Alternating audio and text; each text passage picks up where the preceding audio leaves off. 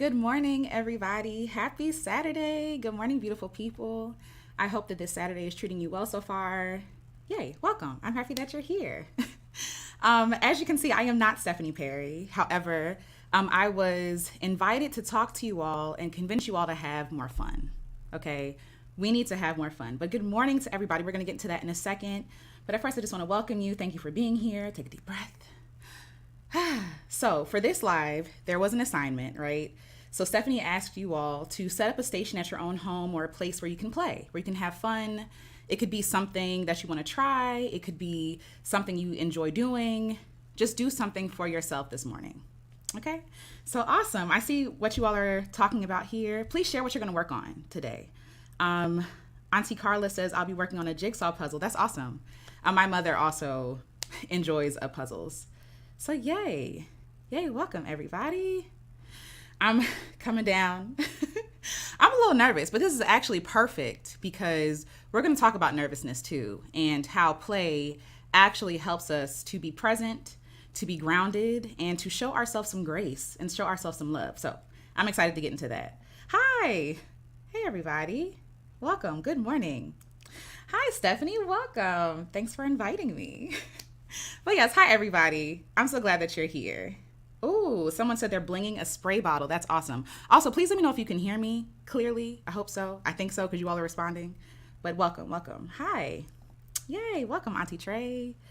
Yay. Ooh, Kathy says, I'll be painting by numbers today. That's fun. That's a lot of fun. And that's the perfect way to kind of show yourself some grace, right? Like, because people will say, oh, it doesn't count because you didn't paint this from scratch. No, it counts. It counts if it's fun. Good morning, everybody. Yay. Oh, composing. Yes, we're going to get into that too. That's awesome. That's beautiful. Beautiful. Yay. Hi, Mommy. This is my mother. So I want to say hi to her. Welcome. Hi, Mommy. I'm glad you're here. Awesome. Okay, I'm loud and clear. Okay, great. So let's get into it. So as I said, I'm not Stephanie Perry. I am Alecia Renece. I am a lover. I am a child of God. I am a multi-passionate creative. I write songs. I photograph. I'm a writer. I'm a community creator, a teacher, producer. I make stuff that makes me happy. I make stuff that makes me happy. And I'm a healing artist. I'm a serial hobbyist. I'm an adventurer, a player. I like to have fun, a joy seeker, a fun haver, and a being, meaning that my focus first is focusing on being and then going beyond there, right? I am also the founder of Black Girl Creative, right? And so I help Black women heal through creativity and chase their dreams in ways that honor themselves, in ways that feel fun, that feel free, that feel expansive and exciting. So yay, so welcome. I'm happy that you all are here. Yes, okay. Okay. Hi, Jean. Jean says, good morning. Every day I play on my gamified French language lessons app Dueling. Ooh, crossword puzzles and painting terracotta pots. That's awesome. That's awesome. All right. Okay. What else are you all doing? So please feel free to share what you'll be working on today later on. But first, I want to talk about play. Play is one of my favorite things, right? And creativity is one of my favorite things. And they all go hand in hand. So at Black Girl Creative, our founding pillars are creativity, storytelling, wellness, community, and generosity, right? And so when people think about creating, a lot of times they think about art. And though art is creating, right? All creating is not necessarily seen as art. I believe that everything is art. That's just my own personal opinion. But I think that people get caught up in I'm not a creative because I don't create, music. I don't paint. I don't sculpt. Whatever comes to mind when you think about creating, right? But creativity is in everything. We're always creative and we're always being creative, right? So even, folks who are mathematicians are creative.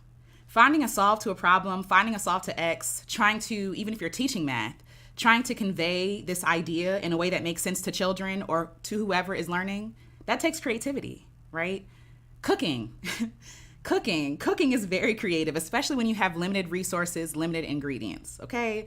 I remember being a college student and noodles was the thing. And so, I could eat the same noodles every single day, or I can be creative and add my own little, zest. That's art too. That is creativity, right? Driving. Driving, we got to get real creative with drivers out there, especially who are driving crazy. How can I drive in a way that is safe? Problem solving and all these different things is creativity.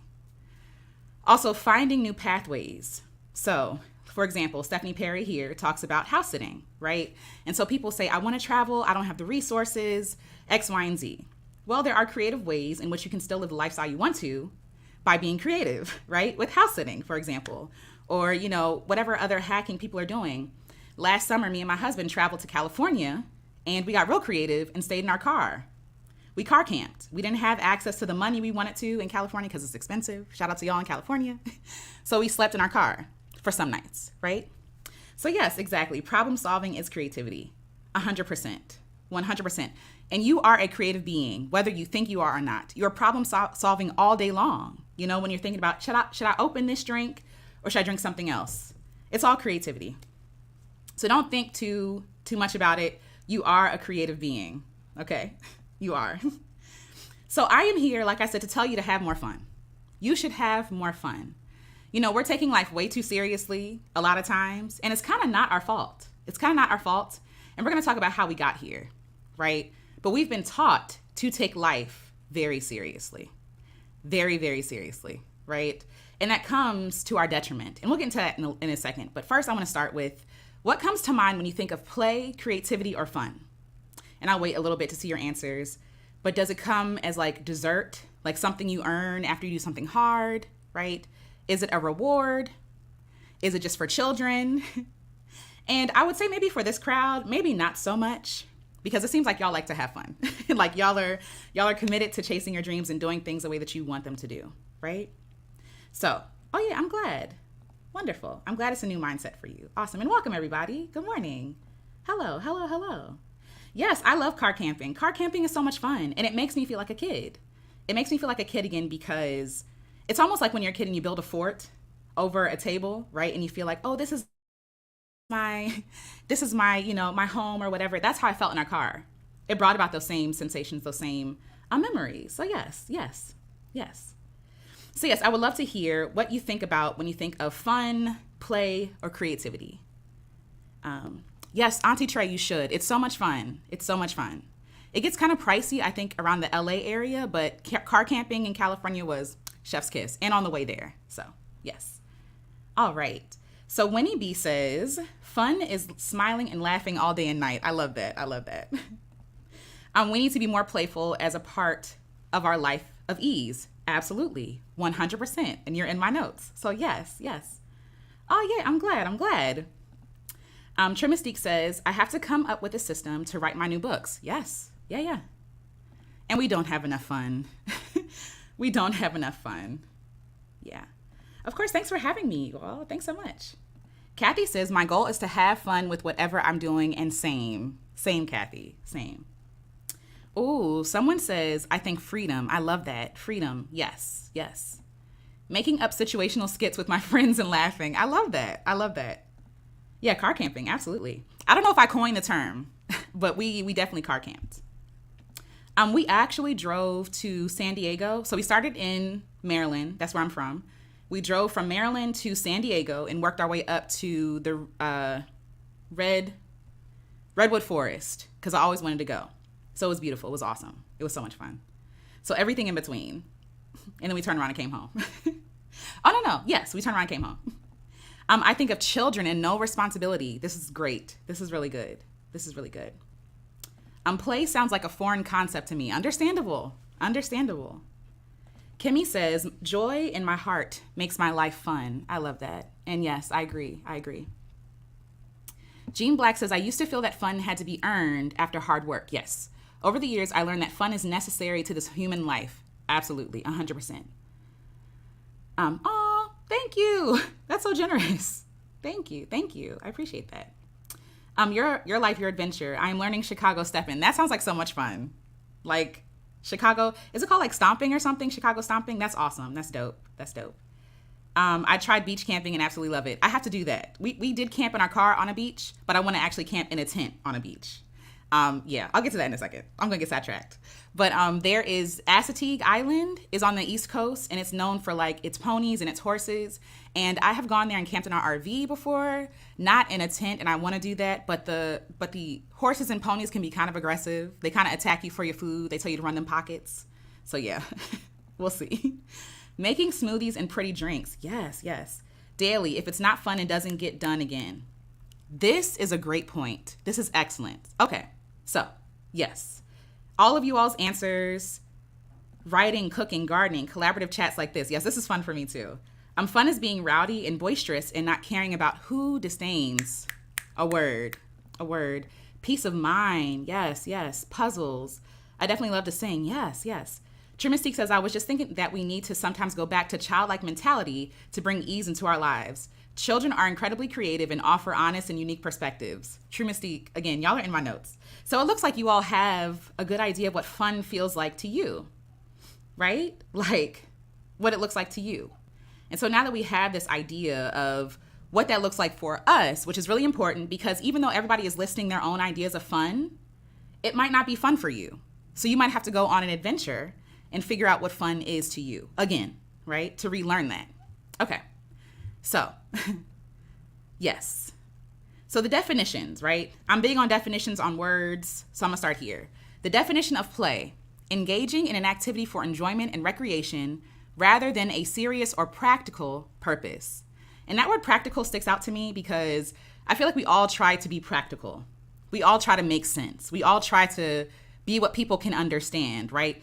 Do things that are about utility as opposed to expression or joy or fun. And so everything you do doesn't have to be practical. It can be for pleasure, right? And the practical use of fun could be that it brings life into your body, into your soul, right? We don't have to be realistic about anything. We're allowed to create our own realities. And this is something I want to say because a lot of us are told to be realistic, right? To be a grown-up, to be realistic, to put down childish things. And we do this in exchange for our souls, right? Like there's a cost to that. Our soul's at stake, our joy, our peace, our health, right? Our mental wellness, our mental fortitude. There's an exchange that happens when we put down childish things, right? Of course, we can put down things that are, harmful to other people, sure, and harmful to ourselves. But childish does not always mean fun. Childish can be violent, right? Childish can be harmful. Like, I feel like we need to use a different word because when we think of childish, we think of play. And we don't need to give up play to be adults. We don't. We don't. All right. So yes, we don't have to be realistic about anything. We're allowed to create our own realities. And let me also say this. Sometimes people telling us to be realistic is them projecting their own reality onto us. Them projecting what they have accepted in their life onto us, as if we're supposed to adopt that without asking questions, without, putting it down, right? Thinking about ourselves. We're always trained to think about how other people consume us as opposed to how we feel in our own lives, right? Okay, so another definition of play, is activity engaged in for enjoyment and recreation, especially by children, right? There goes that word again. Children, right? And I'll get to this later, but think about your inner child, right? And we're going to hold that and get right back. The definition of fun is enjoyment, amusement, or lighthearted pleasure, right? Lighthearted, feeling light, not taking things so seriously, not being so rigid, right? It's amusing, entertaining, and enjoyable. And the definition of joy, a feeling of great pleasure and happiness. I truly and honestly believe that joy is the way. If we followed our joy more often, I feel like we would be in the place that we need to be. We would feel more fulfilled. We'd be connected to the people we want to be connected to. Joy is the way. Joy doesn't hurt anyone else. Let me say this because people will say, oh, I can't be happy all the time because, what makes me happy isn't always beneficial and fair. And that's fair, right? But true joy does not harm yourself. It does not harm anyone else. And there's a difference in, you being harmful and you irritating something in someone else. There's a thing about resonance, right? We always talk about this resonated with me, right? Sometimes some things that we do resonates with other people and it has a negative result, right? Our freedom irritates someone who doesn't feel like they can be free. Like our joy irritates someone who is committed or, who's going through hard times sometimes, right? And of course we got to be mindful about that. We don't want to be toxically positive. But if your joy is just irritating somebody else, that has nothing to do with you. That's not your business. It's not your bad, right? So, yes, so joy radiates from you to others and sets others free. And that's the thing. When people get irritated because you're joyful, that's an invitation to them to choose joy as well. But what they choose to do with that invitation is up to them. It's not on you. So I just want to leave that in there. Joy is beneficial to the self, to everyone else, to the world at large. Yes. Kathy says, I love that. Joy is my business. 1,000%. 1,000%. Tony says, I love this. We are all someone's child, so aren't we all children? I have a theory. We are still the same child that we were in our old pictures, our old photos, right? We're just adults now. We're just older. We're just bigger. We're the same people. And I'm getting kind of ahead of myself, but I think that's okay. Let's flow, right? People talk about the inner child, and I understand it. I think it's beautiful. I think it's wonderful, right? But I even think talking about the inner child, talking about it as if it's a separate person from you, is still kind of asking for permission from other people to be childlike, right? It's like, yeah, I'm doing this for my inner child, as if we need an excuse or a reason to be happy or to play or to have fun, because adults aren't allowed to have fun, right? But you're still that inner child. You're still that person. You're still that person. You're just older and bigger. And you have more autonomy, which is awesome, because now you can choose to do the things that you want to do, that maybe your parents didn't let you do or society didn't let you do. You're an adult now. And that's beautiful. That's beautiful. So yes, while I do think we need to heal our inner child, I think it's okay to be like, my inner child is me. And I really believe that my child self in real life is the me who I was before the world taught me who to be loved, valued, and seen and appreciated, right? As children, when children are born, they're literally free, right? And I was gonna say they come in the world asking for everything without apology, right? Without a thank you. And we give it to them. We give it to them because we know that they're worthy inherently, that they have value. You ask a mother how they think about their child could have been screaming all day long and they're still gonna love their child, right? And so I think that same grace we give children, they bring absolutely, besides themselves and a joy that they have, they're not helpful. They're not productive. They're not profitable, right? Like they're literally taking money, resources, energy, time away from us. And yet and still we see them as lovely and worthy. But we can't see ourselves with that same grace and kindness. You know, when you were a child, when we were children, before we had to grow up, you knew anything was possible. You ask a kindergarten class, who can sing? Everybody raises their hand. Who can dance? Everyone raises their hand. Who can draw? Everyone raises their hands, right? But as we get older, we learn that, maybe we learn shame. Maybe I shouldn't raise my hand anymore. Maybe, I'm not as good as this person. We learn to compare ourselves to other people, right? Like we learn to shrink ourselves down to be palatable to other people, to be understood, to be loved, to be held in high regard, right? I got to play this game. To get love and appreciation and approval from my teacher, from my classmates, from my principal, whatever it is, honor roll, attendance, all these things. We learn that these things equal our worth, our work, our output equals our worth, right? And slowly the child gets covered in all these extra expectations that they didn't have on them when they came into the world. TL says, children are highly narcissistic. Funny how those traits are despised as adults is perception. It's true. It's true. There are things that children have to learn, right? Like temperance and patience and all this great stuff that doesn't sound fun, but yes, it's true. They are very narcissistic. It's all about them. It's all about them. And yes, Marissa says, people try to steal our light little by little. And that's it. That's good. Little by little. It's not this all together, throw away everything you are. It's piece by piece. Even play, that's how that happens, right? In our school, for myself anyway, when I was in elementary school, I think we had like an hour or 30 minutes of recess. I can't really remember. But we had an hour of recess, and slowly as you get older, it's taken away. Play is taken away. Now you're in middle school, there is no recess. There's only books. There's only after school activities, right? And that's if you make it. So you're auditioning, you're always performing. You learn to perform your whole life. That's what they teach children. And while I bless teachers, right? Bless y'all. Bless you, because that's a lot of work, right? But a lot of kids learn that they have to shrink themselves, that they have to keep quiet, that they can't express themselves how they want to be loved and to be seen and to be, again, celebrated, right? And they do start you off early. They do. Shame and comparison are demons, yeah. And they're a very close friend to a lot of Black women. Black women know shame so intimately. We're almost like born with it. We're born with it.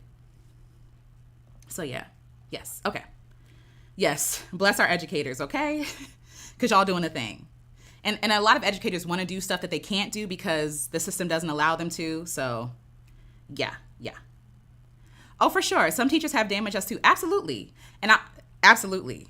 And this goes back to joy and pleasure and fun. If it's not bringing you joy to teach, you probably shouldn't teach.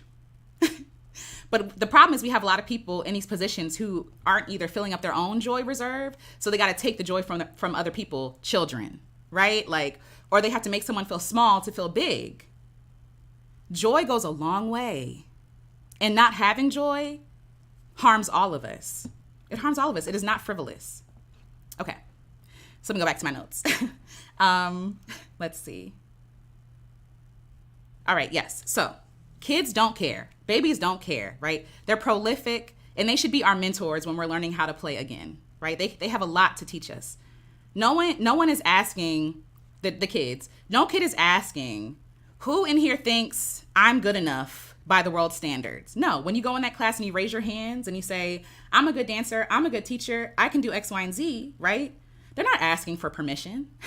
They're not asking for your approval. They're saying, see me, see what I'm doing, right? Oh, yes. My turn. I am one of those educators that recently gave myself an exit date. Congratulations. That's awesome. That's awesome. Yeah. Alexandria the Great. I like that. Very profound about shame in Black women. Yeah. Black women know shame intimately. Just think about, I remember being a child, and I remember I developed early. I became a woman at like 11 years old, I believe. And I'm still in elementary school, right? And I learned very quickly, I can't wear the stuff I used to wear. I can't be as free as I used to be, right? Because now I have things to consider. When I'm developing, it's now, men are looking at me in a way. I have to protect myself. I can't wear those shorts anymore. I got to consider how tight my shirt is, right? Like, we learn shame very early on in life. Very early on. As we age, we get way too serious with life, right? We push away childish things and stop having fun. But what makes something childish? We're all kids in these fancy suits trying to be so important and so serious, and it comes at a cost.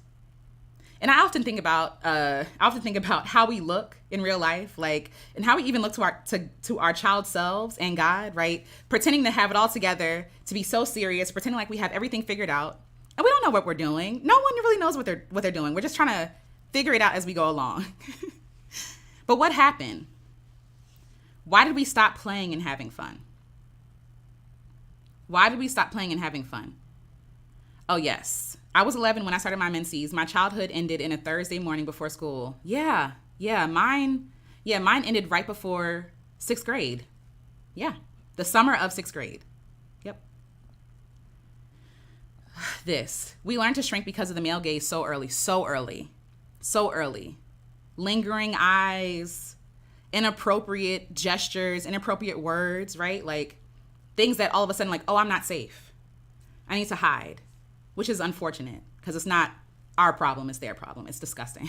So anyway, okay. Black women often have to grow up very fast, whether that's because you got your period, right? Or because of things that happen in your life, because of home situation, because of how society views us, right? A 13-year-old can be walking down the street. I was a 13-year-old, and guys honking, and you tell them that you're underage, and they don't care, right? Like, these kind of things happen. And so how long do Black women really get to be children? How long do we really get to play? Do we really get to be children? At what age did you have to grow up and know better? Right? At what age were you introduced to adult things? Things that are too big for us to carry. But they're just handed to us. We're inheriting those things. Even this phrase, when people say women mature or girls mature faster than boys. See, even that, right? Women, but girls mature faster than boys. Even though there might be some science behind that, I have not done the research. I feel like it's because the expectation is that women have to mature faster. Women have to know sooner, right? Women have to stop playing sooner. And so the expectation that's on women is not on men. Be real. Like, whenever it comes to like family issues, taking care of our elders, you know, sacrificing, it's expected of the woman to do that, to give up herself. Nobody ever asks the men in the family to do that unless they're the only ones. And even then, sometimes, right? Like, seriously. So men are often coddled by Black families, sadly. We're expected to care for our families and be responsible. The bar is always set up so high. It's so high for Black women. We don't get to say, I don't know. We don't get to say, I'm not sure. We don't get to figure it out along the way. We're supposed to know everything. We don't get grace. We don't get the benefit of the doubt. There's no grace for Black women, right? Or if we say, I don't know, we're expected to go back and go do the research or educate everybody else. You know, like, we're looked at as the resource, as the well. And there is no resources for Black women except for Black women. That's my honest belief. Some Black women, right? So I'm going to speak in a lot of like generalizations, but just go with me here. So play. The question I have for you is, when was the last time you played? Right? Engaging in an activity for enjoyment or recreation rather than a serious or practical purpose. When was the last time you gave yourself permission to not be helpful, to not be practical, to not be realistic? Right? When was the last time? When was the last time? Seriously, consider that. I define play, I define play as the opposite of work. And work for me is not just earning money. Work for me is also doing something in exchange for something from someone else. For example, if I am doing something for the approval of other people, it's work to me. If I'm doing something for likes on a video, it's work to me. Even though it's fun, right? There's still some sort of thing that adds value, right? Attached, or perceived value, I'll say. Not value, because it's not real value, but it adds perceived value to it, right? So even some of the things we do for fun can turn into work. Sadly, we have adopted, and I understand it, right? Shout out to my ancestors. Shout out to the women's whose shoulders I stand on. I said women's, by the way. Shout out to the women whose shoulders I stand on, right? Like, because they got me here. I understand though that I have a privilege that they did not have. I have more choices than they had, right? And with that privilege, I'm going to reclaim my time, reclaim my joy, reclaim my fun, you know? So again, the opposite of work. What is something you do for yourself? It can be resting. It could be daydreaming. Shout out to Trisha Hersey and the Nap Ministry, right? Rest is not just sleeping. It's not just napping. Rest is also play. Rest is also play. Play is not frivolous or immature or childish. It is one of the bravest things that you can do. It is one of the bravest acts that you can do, right? To say, you know what? I'm going to have fun.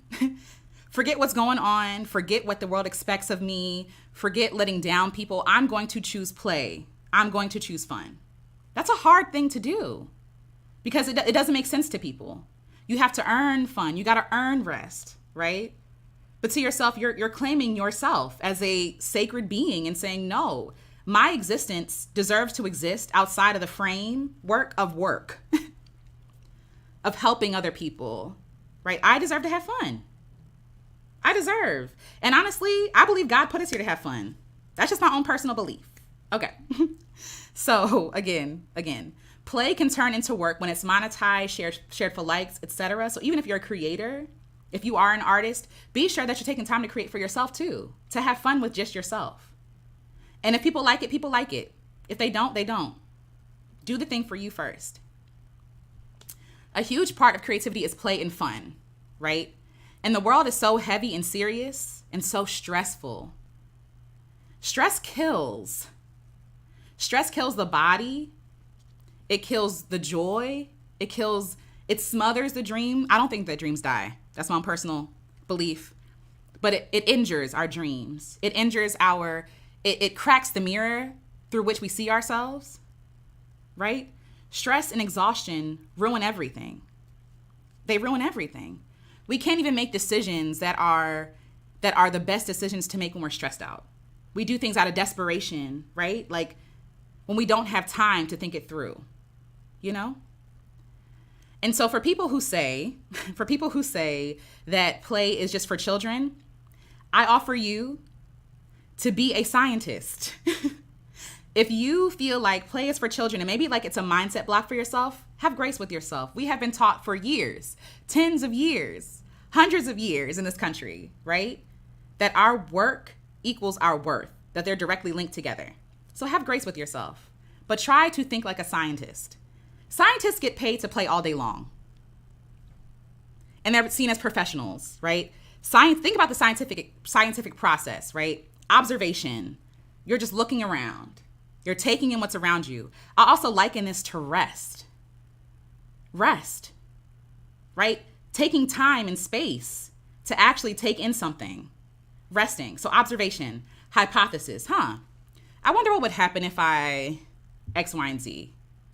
I wonder what would happen if I added this to that. I wonder what would happen if I try this thing I want to try, right? Trials, which are permission to play. Trials is like, let's do the thing now. Let's see what happens. Maybe I like it, maybe I don't. There's no pressure. There's no right answer. There's no wrong answer. You're just allowing yourself to be and to explore and to experiment, right? And you come to a conclusion. Oh, I like this. Oh, I don't.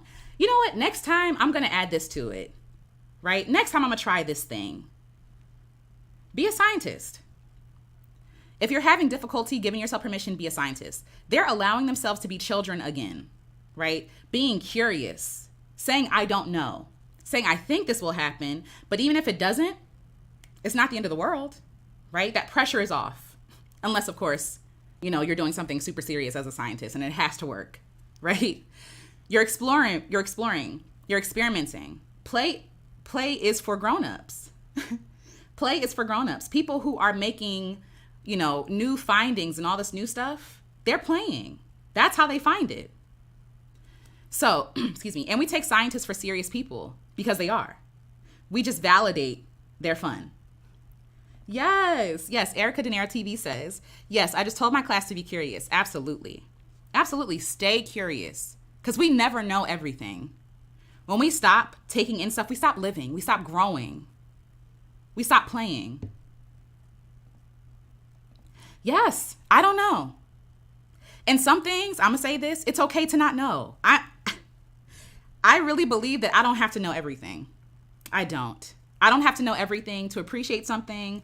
I don't have to know everything to love something. I don't have to know an artist's whole catalog, to appreciate the artist. I don't have to know how stars are created to appreciate the stars, right? Like that same idea. It's that same thing. We give ourselves permission to be curious. Yes, I wonder what would happen. The things that we think about. So, all right. So my whole point, this is like the main focus of today's conversation, play, fun, joy, and creativity are a matter of life and death. I would love to know what you think about that phrase. There's a little delay, but that's fine. But play, fun, creativity, and joy are a matter of life and death. Do you agree? Are you like, Yes, mystery is my jam. Yeah. It brings you to awe and wonder and marvel. Because on the other side of those scientists, right, there are some scientists who no longer remain curious, who can no longer appreciate curiosity for curiosity's sake. They have to know the answer. They have to know how something turns out, right? But I think that sometimes it's okay to be like, I don't know. What a mystery, and leave it alone. I don't have to know everything. I don't. Mommy Berry. Ooh, I like that name. Official. I have always played with my kids and my grandkids until I got injured and got arthritis in my knees during almost a 2-year recovery after finally having surgery, but I'm fighting to get back. Yes. Yes. And maybe you don't have to fight. Maybe you can just allow. I really feel like play is about softening, right? Like it's not this hard and arduous thing that we're trying to force.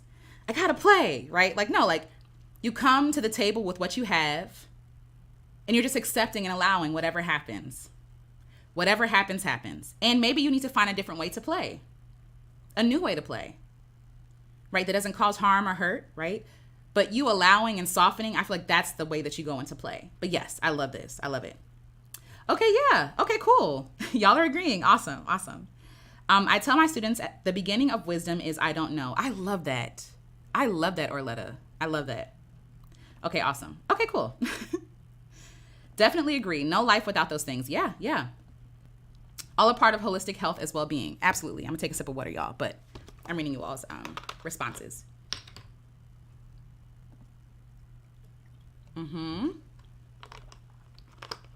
Yep, and we're gonna get into that too. But yeah, stress does kill. Stress does kill. Oh, yay. Awesome. Awesome. Okay, cool. Y'all sound like y'all agree. Okay, awesome. Okay, so I don't have to convince anybody then.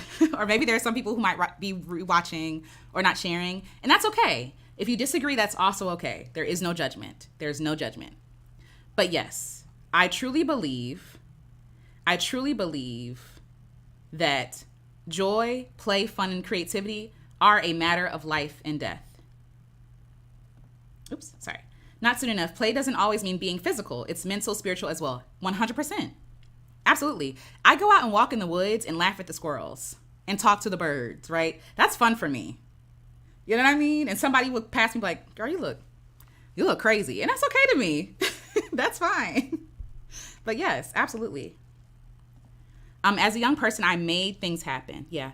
As an older person, I allow things to happen. It's much less stressful. Absolutely. And yeah. And we take the pressure off of ourselves to have to make everything happen. You know, that's a lot of weight to carry. It's a lot of weight to carry. To carry. Okay. Yes. So there are consequences to not pursuing joy, fun, creativity, and play. In this country, Black women's leading causes of death are heart disease, cancer, and stroke. Heart disease, cancer, and stroke. While there are many causes of these things, right? And some things just happen. Let's be real. Everything is not, oh, what did this person do to cause this, right? No, like some stuff just happens. Absolutely. But a lot of these diseases are connected to stress, directly connected to stress, right? The food that we eat is stressful. It's stressful on the body. It's stressful on the earth. It's stressful on the animals, right? So now we're consuming stress, right? The content that we watch can be stressful. The constant talking points from our counterparts can be stressful. Daily life is stressful. Driving to work is stressful if we allow it to be, right? But in general, yes, it is stressful. We can try to not let it get to us, but the world is stressful. Every time you look up at the news, it's something else. It's just stress, right? The living situations we live in, they're stressful, especially if you live in a place where, you know, people with limited resources live. Stressful. Or even if you live in a place that is affluent, it's stressful. Trying to uphold these lifestyles, right? Trying to keep like looking good, stressful. Always presenting ourselves to be consumed by other people. Stressful. And for Black women, even more so. We're taught we gotta work twice as hard to get half as far. Stress, right? It's like we just take it as like, you know, inherited truths. They're like, yes, your life is gonna be hard, Black girl. So you might as well just get over it and deal with it. Or can I choose to not choose a hard life, right? There are some things that we cannot prevent that happen to us, right? But there are some things that we can kind of opt into if we're not careful, if we're not like seeing what's going on, you know? Yes. Some of the things we consume from TV to food. Absolutely. Absolutely. The food, the water, the air is stressful. Like seriously. The fact they're talking about free radicals and all this other stuff, like the West specifically is very stressful. It's high paced. Everyone's rushing. Everyone's go, go, go. I live in the DMV area, so it's very go, go, go here. You know what I mean? Like very Black excellence heavy here. You know, and America and Western culture is so hard on our bodies, our minds, and our spirits, right? But we can save ourselves. We can save ourselves. Play more. Have more fun, you know? Even if people don't understand, you don't need other people's permission to have fun. So my husband has this phrase that he uses called the emotional release valve. And I agree. We need emotional release valves. We need things that are just ours to relieve the stress, to take a deep breath, to not hold our bellies in all the time and breathe so shallowly, right? Like we're always in a constant state of like anxiety and fear, even for myself, even navigating like DC, for example, right? Like navigating DC, like I always feel like I want to be free. That's the kind of person I am. I'm like, la, la, la. The day is beautiful. I'm listening to music, right? But I have to look over my shoulder constantly. That's stressful. That's stressful. Stress eats at us little by little by little, right? Putting on for other people, stressful. Hey, shout out to the DMV. Yes. Shout out to y'all. Yeah, the DMV is no joke. And it's crazy because on Saturdays and Sundays, it's Saturday today, people are going to brunch, nothing wrong with brunch. People are going to, you know, day parties, nothing wrong with those things either, right? But when you're on go 100% of the time, and you use your downtime to do more 100% stuff, that's stressful to the body. When you're working, 50 weeks out of the year, and you only get 2, and so now you feel pressure to put everything in these 2 weeks, that's stressful. That's stressful. So now you need a vacation from your vacation because you're trying to do everything. Or the weekend, you're exhausted because you're running all the errands, you're doing all the things, right? Because we're like, oh, now I deserve to have fun, right? No. Code switching, exhausting. Being a Black woman can be exhausting. Having to explain yourself, having people gaslight you, having people tell you that your experience is not what it was, having people telling you to shoulder all the burden of the community, that's stressful. It's stressful. We never get a chance to rest. I'm gonna actually get my notebook in a second because I wrote something in relation to that. But yes. Oops. Hi, Indigo Ocean. Ooh, that name is so beautiful. Intuitive coach. Fight, flight, freeze, or fawn. Yeah, don't forget fawn. That's real. I spent 4 years in DC. You can see 2 blocks behind you in the plate glass on the opposite side of the street. I learned that as a native New Yorker. Yeah. Oh, come on, New York. But yes. Facts. I'm supposed to go to a film screening, but I'm bowing out because I'm going to stay in bed. Absolutely. And shout out to you, Latasha. Absolutely. Because even stuff that seems fun, if you're stressed out, it's not fun. You know what I mean? Like if you're stressed out, when I'm stressed, I want quiet. I need silence, preferably a beach, right? Like that's what I need when I'm stressed, not more to do stuff, to feel like, because now I have pressure on my life. And I felt this before. I feel like I'm not doing enough. I feel like I'm not having enough fun. Sleeping in your bed can be fun. That counts. Yeah, people telling you to push through, exhausting. Yes.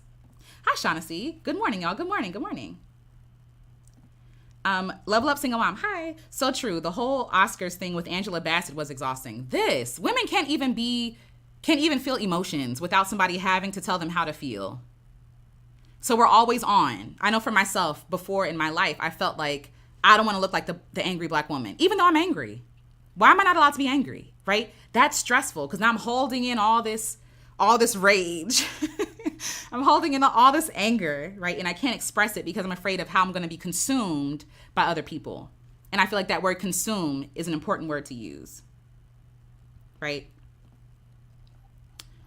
Or having, anyway. But yes, having to navigate this world with these people can be exhausting. You know what I'm saying?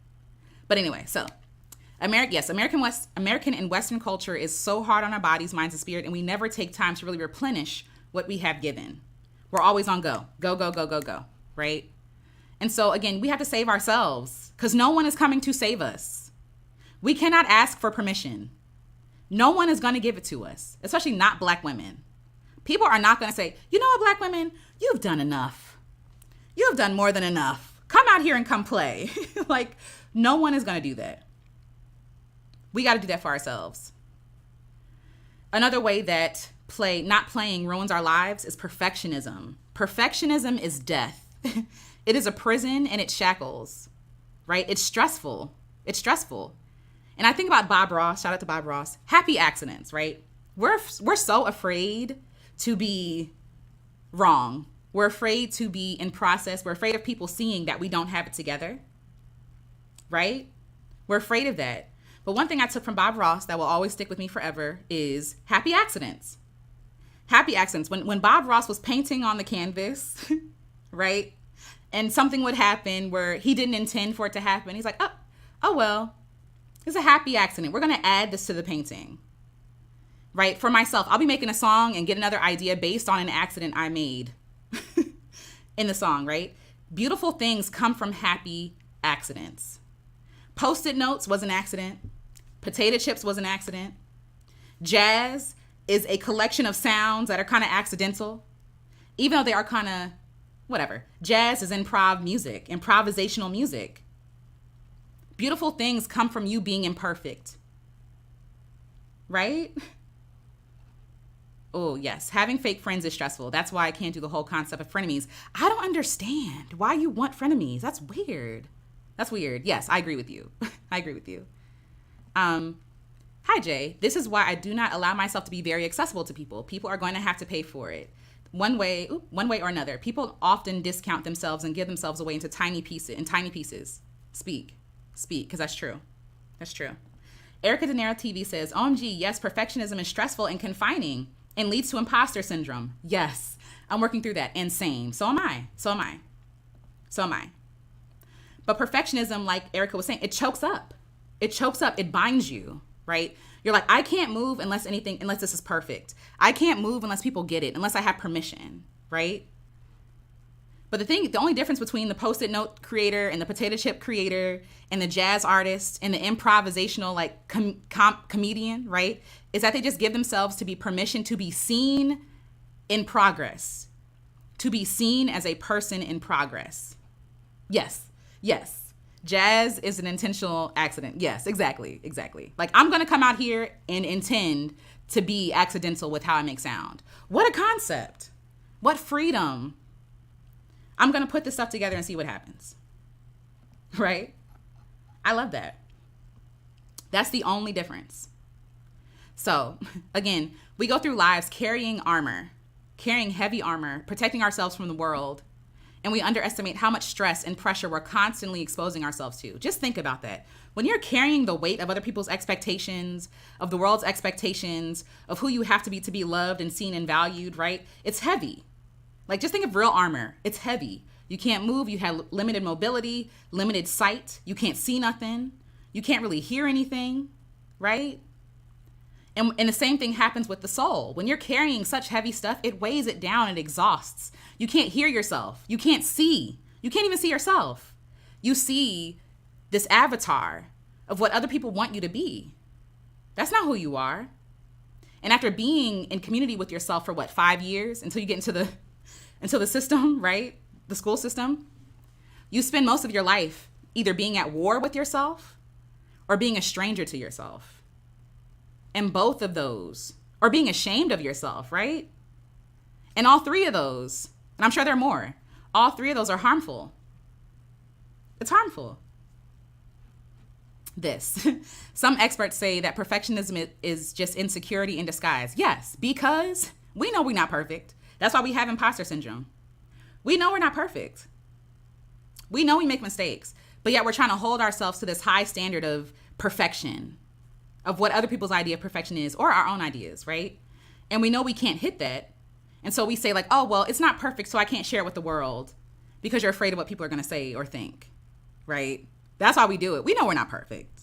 It is fear. It's fear. I'm afraid of being seen for who I really am. I'm afraid of being seen as a fallible human being. We all are, right? I'm afraid of being seen as human because this country never saw me as a human. Be real. This country never saw Black women specifically and Black people, Black bodies, as human bodies. We were always seen as less than 3/5 of a person, for example, right? We're seen as workhorses. And so that makes sense. It makes sense. I feel like Black women specifically have a very specific and special kind of imposter syndrome. There was no grace given to Black women, so therefore we can't, because of survival, be imperfect. Because someone is always out to get us. Or this idea, right? That someone's always looking to take our things, Yes, Marissa says, Black women expressing human emotions makes people angry. It does. Because how dare you be human? How dare you have feelings? How dare you have preferences? How dare you say no? Right? Absolutely. Yeah. Yeah. It's fear. So I have a lot of grace for Black women who are struggling with imposter syndrome, because same, and I get it. Where in the world does it say, women, you get to figure it out? Even with these, and I'm gonna say this, with these billboards that say, be a dad today. There's never gonna be a sign that says, be a mom today. Never. Never. We're not expected to take days off. Days off. You're supposed to love this, You're supposed to love being a mom. You're supposed to love serving other people, giving everything, even unto death, giving everything for someone else. Sadly, a lot of the world and a lot of our counterparts view us as containers. They don't see us as people. They see us as containers or means to an end or some way to benefit them. They don't see us as people. Oh, Black women aren't people. They're here for me. They're my accessory. Right?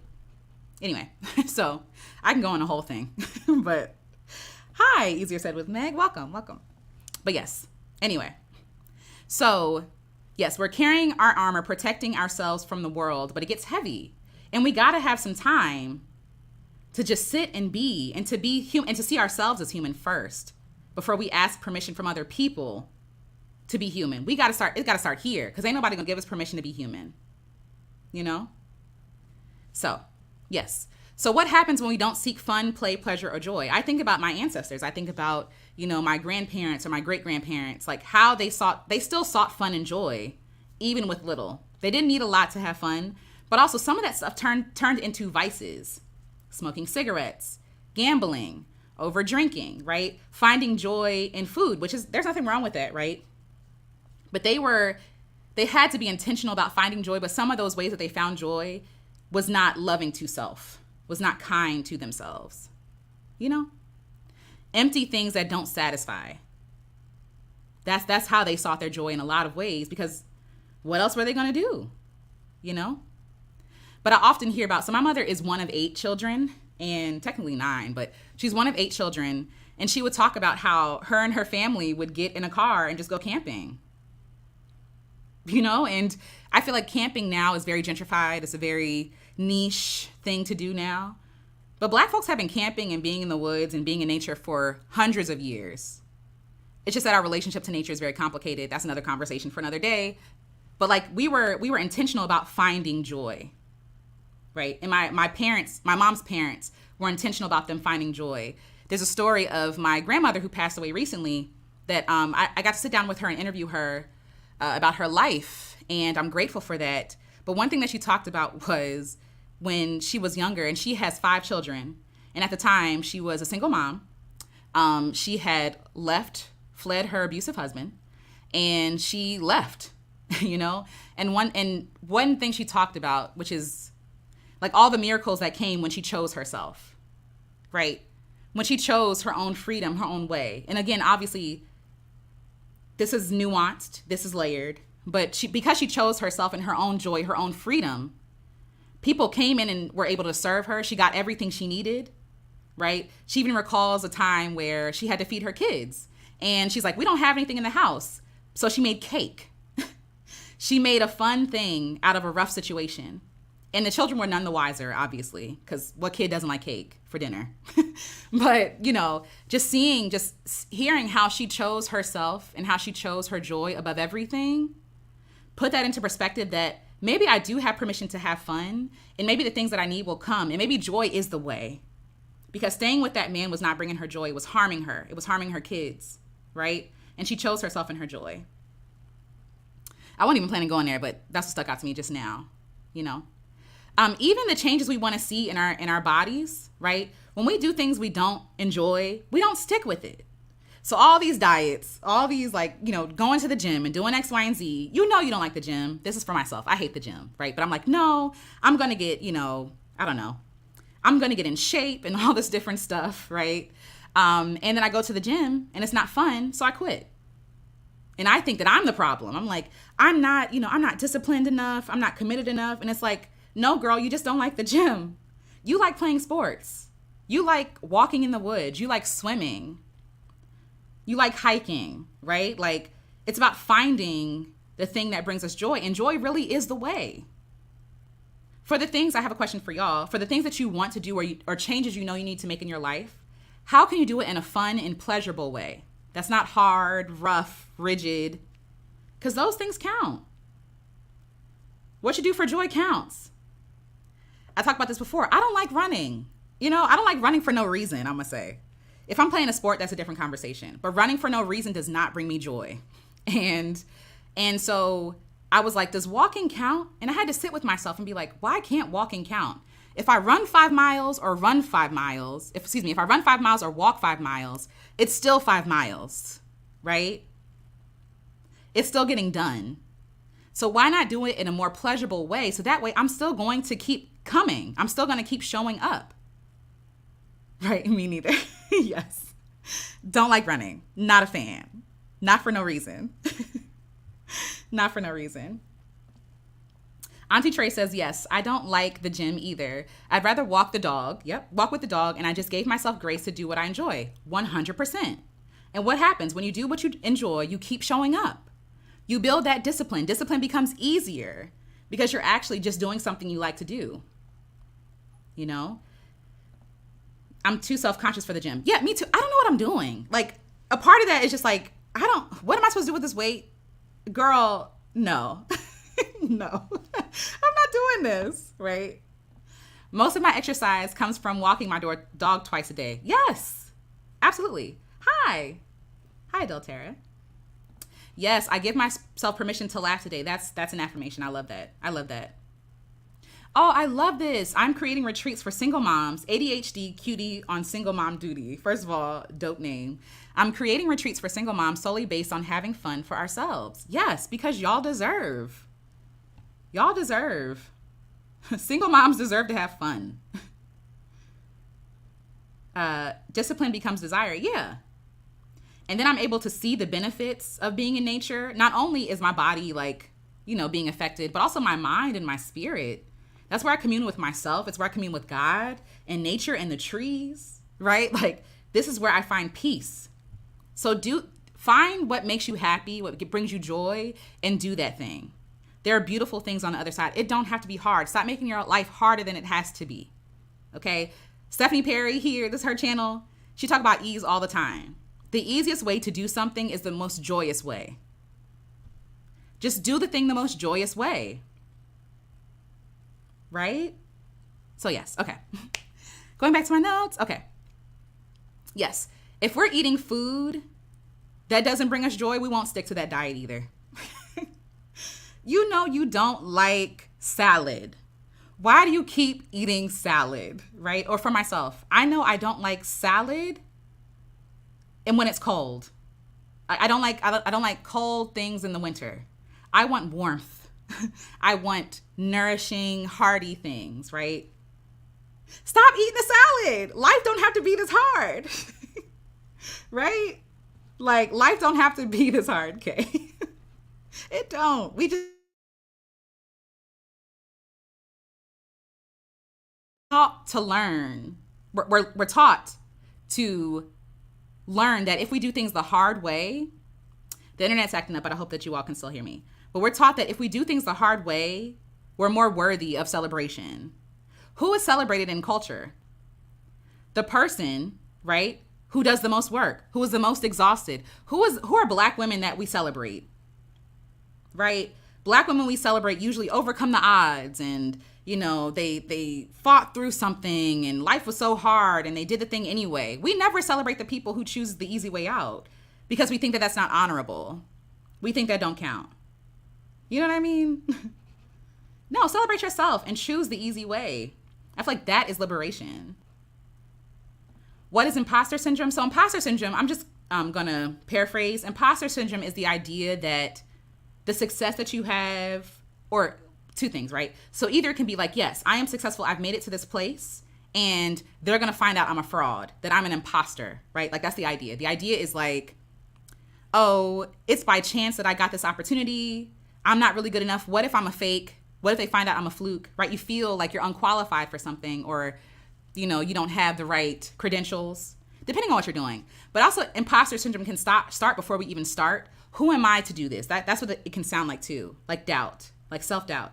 Who am I to do this? I don't know enough for that. I'm not as, experienced as this person, like that. Like, oh, this space exists for these special people. I'm not special. That idea, right? So yeah, I hope that makes sense. Okay, excuse me, I'm gonna take a sip of water. Yeah, Harriet Tubman. Yeah, love Harriet Tubman, right? But hate that we only celebrate the women who, like, overcame the odds. Hate that for us. And so we're taught that, oh, if I want to be celebrated, that's what I have to do. Overcome the odds.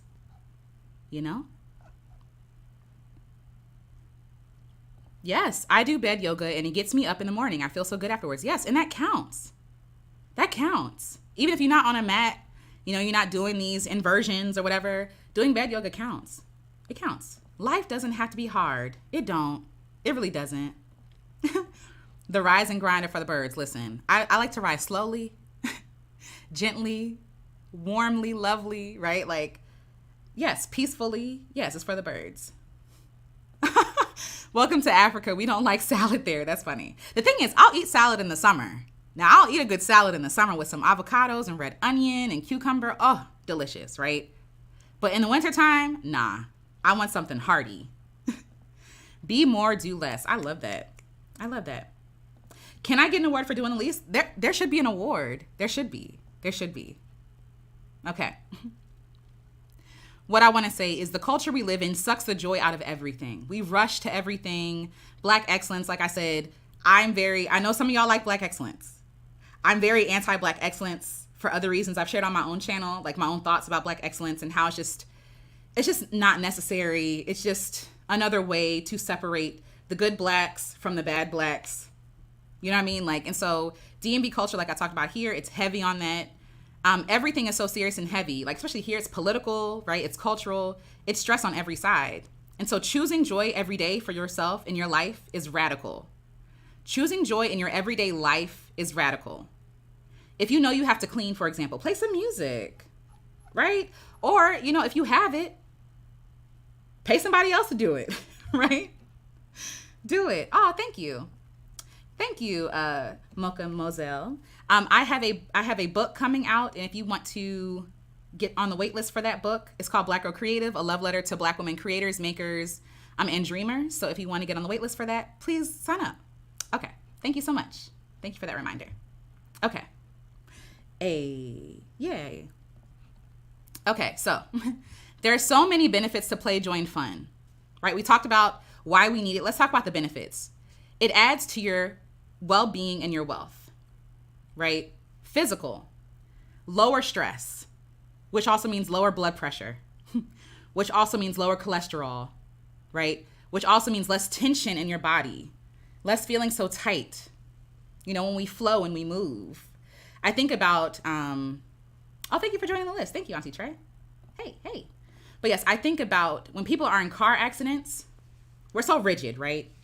And again, I am not a health professional, but I'm just going to say this. When we are in car accidents, for example, the person who usually has the most trauma to the body is a person that is like white knuckling and like bracing oneself for impact, right? In car accidents where people pass out and they kind of like, for sometimes, depending on, obviously there are a lot of things to factor in here, but for people who are, either passed out or relaxed, they tend to have less trauma to the body, right? Less trauma to the body. Why? Because they're not rigid. When we walk through life so rigid, anything that comes as an inconvenience ruins us. When we're filled to the brim, when we don't have any room in our, what do you call it? Energy budget, when we don't have any room in our margins, when we don't have any energy in our margins, anything that happens is an inconvenience and it ruins everything. So when you're packed to the brim with work, right? Usually people talk about margin when they're talking about like money, right? How much margin do you have in your what is it? Words are escaping me today. In your budget. I just said it, in your budget, right? Like there's no margin in your budget. It's almost like having a glass that is full, and if something comes over, right, it spills it over. Now you're all over. Oh my God, life sucks. Life is hard. Drop my chapstick. Life is hard, right? But if you have space, if something comes over and knocks it, it's just, it's like a little, oh, okay. That's interesting. But back to my life, right? We have to have more margin in our lives. More space for fun. Fun, play, creativity creates that space, right? And it makes us less rigid and more light. It makes us lighter. You know what I'm trying to say? I hope y'all get what I'm trying to say. But yes. Okay. Fun also relaxes your facial muscles. I don't know if you've ever felt like tension. I feel a lot of tension here when I'm doing something too much. Like I feel like my eyebrows are kind of coming together. And then I have to remind myself, relax. Oh my gosh, Alecia, relax. Relax your scalp, relax your forehead, relax your eyebrows, your cheeks, your jaw, right? Clenching my jaw. I have TMJ. Like my jaw clicks when I chew because of the stress and the tension I held in my jaw. This is a remnant of the stress in my life. So when I'm releasing my jaw, it's radical for me. I have to make my body a safe place before anybody else, before any place else. My body has to be safe for me. And when I wake up and I'm tense and like this, it's a problem. Where do I need more margin, right? But also joy builds your immune system. Seriously, you're less likely to get ill. You're less likely to get sick if you have more fun, if you experience more joy. It also protects your heart. It protects your heart. Less chance of heart attack and stroke. And those are one of the top 2 reasons why Black women are getting up out of here. You see what I'm saying? Like, because we're not taking care of ourselves.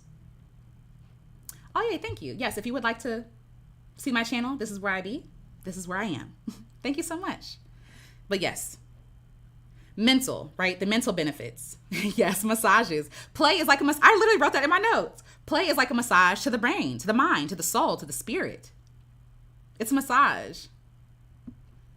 Oh, wow. Hi from Lack to Legacy. My friend Kimberlyn says she's a professional frolicker. That is beautiful. That is beautiful. I love that. I love that. I might have to take a frolic today. Okay. Mental, right? Mental clarity, mental health, combating depression and anxiety. I can feel myself when I am anxious. And the answer is not to try to push through it or work through it. It is to relax, to put down, to check in. What is going on that I feel like I have to do, but I don't really have to do that thing? Right? Yes. I'm good for a massage in the back of the neck. Y'all, massage the back of y'all neck. The chills I get, wonderful. It's wonderful. It's wonderful. Oh, yes. Stress depletes your telomeres. Ooh, over time too. Stay healthy. Thank you for sharing that, Lady Srita. Thank you. Okay, yes, we need more examples and images of Black women having fun, playing and experiencing joy outside of work and achievements. Yes. And what's crazy is this culture tries to be like, we're your work family. Let's go hang out and have, work happy hours and let's have fun together. No, I need distance from you guys. You all are my work people, right?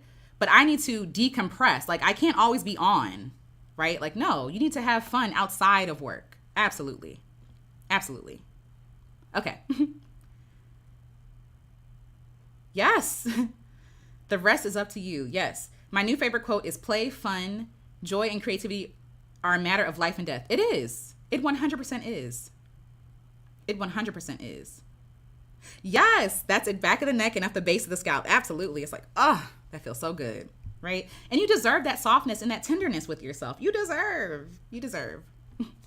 It calms the nervous system. right? Me neither. I don't like the word work either. Yes, coworkers are not friends unless you are friends, right? But that's okay. That's okay. Don't try to brainwash me into thinking that I have to be loyal to this job, that y'all my family, that I owe y'all something. I don't. I come here for a check. I come here to impact great change on whoever I'm serving. But at the end of the day, I'm here for the check. And I think that's okay. That's okay. And it's crazy because so many Black women get such a hard time for not being friendly to their coworkers. Like, and I don't mean friendly like kind. I mean friendly like, oh, what did you do this weekend? You know, like being really engaged and involved. But number one, I don't trust y'all, right? That's the first thing. Number two, like I don't know you to trust you. Number two, it's like, no, like I don't want to disclose my personal life to you all. My personal life is sacred to me. It's not for sale. It's not for community gossip. It's not for water cooler talk. It's not for none of that. You don't have to know anything I'm doing. But yeah, if you're friends, then yeah, share stuff. But if you're not, girl, I'll see y'all tomorrow. You know. Hi, Monique. Welcome. Welcome. Okay, I came here for a check.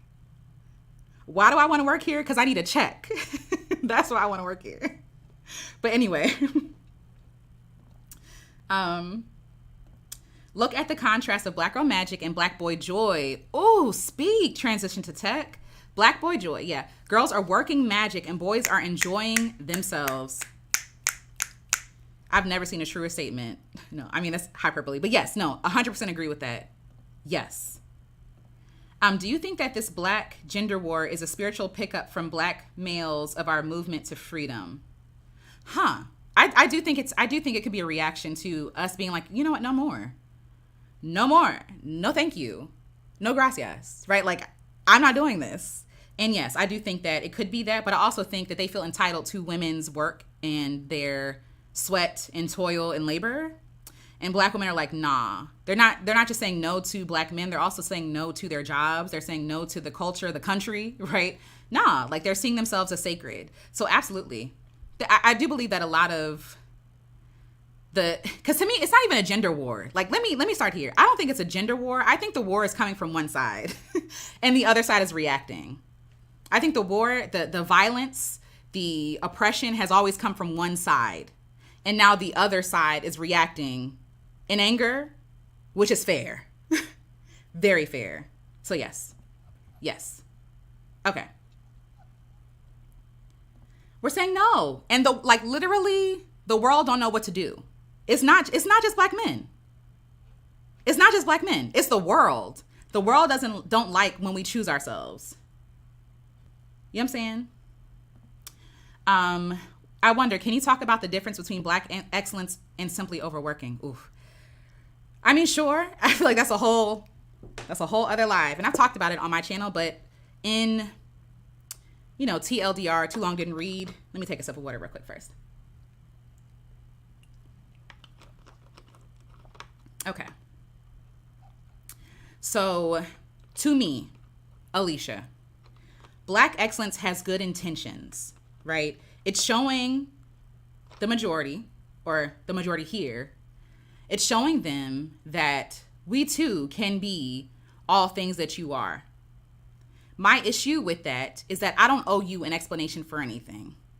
I don't have to be like, oh, I can do this too. Like, I understand the need. I understand the need and the benefit. I get it, right? But it's like my sovereignty, my being sacred has nothing to do with your approval, nothing to do with you thinking I can do things on your level, right? Like, Black excellence started off as like, let's celebrate Black people. And now it's being used to separate like extraordinary Black people doing extraordinary things from everyday Black folks like you and me, right? And I think that everybody has their own personal definition, and I think that's great. But generally speaking, again, when you see the hashtag Black excellence, what do you see? Millions of dollars in a business. What do you see? A person with, 10 college offers, which again, nothing's wrong with any of this inherently, right? The problem is that I feel like we're using this to dictate our worth and our value, which for me goes back to slavery or enslavement, when our work was directly tied to our value. And what I am saying is that even if you are a janitor working 9 to 5 and you go home to your kids, you know what I'm saying? If you go home to yourself If you live in a car, right? If you travel the world, you're still excellent. You're still Black excellence. And if it's not inclusive, then it's a problem. Does that make sense? I hope that makes sense. There's more to it because a lot of times you get people not wanting to use their Black excellence or their achievements to help other people. And I'm all about, this is my own personal politic. So everybody don't think this way, but I'm all about giving and sharing resources, ideas, and information. What happens is a lot of people want to overcome the odds so that they can become the oppressor, so that they can become the person who gatekeeps. They want the power as opposed to the freedom of all people. And that's where I kind of get off. Like, I get it. I celebrate you. I see you. You're doing dope stuff. However, we're all sacred. You know what I'm saying? So because if our worth is tied to what, I'm going to say, white people think is good, then what happens when I choose a path outside of that? Does that mean that I'm not worthy anymore? I'm not Black excellence anymore? I think these are just questions we have to contend with. I don't have an answer either way, but that's just my take on it. And also it teaches us that in order to be celebrated, seen, loved, valued, heard, taken seriously, we have to look a certain way, sound a certain way, do a certain thing. And I think that that's harmful to Black people specifically, and especially harmful to Black women. That's my own personal beliefs. So I hope that makes sense. Okay. Yeah, it does. It does happen a lot here, for sure. For sure. Yes, absolutely. That's where it comes from. I think Black gatekeepers are also very afraid and have their own traumas too. Absolutely. Because if you live in a mindset of lack, right? If you live in a mindset of lack, you believe that if I get it, that everybody can't get it. Everybody can't be successful, right? So if I get it, that means there's less resources for them. Or if somebody else is successful, that means I can't be successful either. And that's not true. That's not true. Like, we can all win. The problem is not that the resources are not available. The problem is that the resources are being hoarded. There's enough for everybody. Lack is a lie. There's enough food, shelter, space, water, right? It's just that these things are either being hoarded or destroyed. And I feel like it's being destroyed on purpose so that you buy into this idea or also buy their stuff. It's all about money. It's all a money game. There's nothing lacking within us and without the world. Because the truth is that if you work with other people and you're not gatekeeping, you're able to build more with less stress on yourself, right? It's beneficial to everybody. So yes, I hope that makes sense. But that's a great question. Thank you. I mean, it's a great, statement. Thank you. Okay. Yeah, lack is a lie. Lack is a lie. Oh, sorry. PG County. That's where I'm from, PG County. So yeah. Let's see. Lack lies, absolutely. Absolutely. Yeah, it's less stressful that way. Nothing to prove. I have nothing to prove to you. Let's work together. If I'm really about the benefit of other people, right? Why can't we work together? What's the problem? The world is truly abundant. We need to shift our mindsets to accept this. 100% true, Mystique. 100%. Okay, let me get back to my notes, y'all. And then we're going to get to creating in a second. I promise. But I just need to drive this home because this is really important. Okay. Let's see. Oh, hi, Doris. Alecia, I so enjoy your channel. Thank you for sharing your talents. Thank you so much for making space for me. Thank you for hearing me because y'all don't have to be listening. Y'all could be like, Stephanie's not here, bye, right? Like, but I appreciate you creating space and community with me. Thank you for welcoming me. Thank you. Okay. All right. So yes, so mental clarity, it combats depression and anxiety and calms the nervous system. Okay?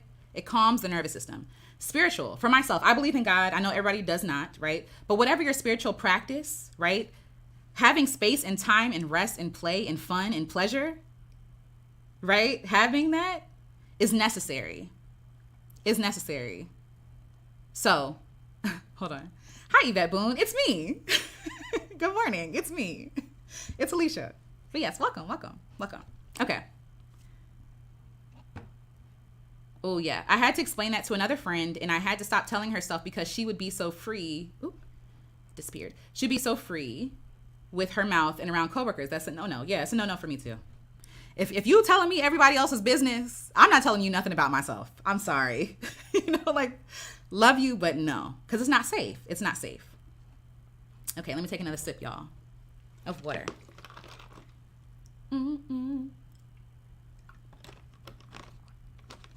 Okay. Woo. Hey, shout out to PG County. Woo woo. Okay, here we go. Spiritual, connecting with God. For me, I'm able to connect with God when I'm rested, when I am playing, because I really feel like it puts me in a space to receive. It puts me in a space to commune, to not feel so burdened down by life, to not be so distracted. That's why I love standing in the woods, walking in the woods. Nature has so much to teach us. It has so much to teach us. If we would just be quiet and listen, right? Connecting to myself. I'm able to play with my child self, right? Like I'm able to have fun. I'm able to hear myself and know what I like and what I don't like and test things out.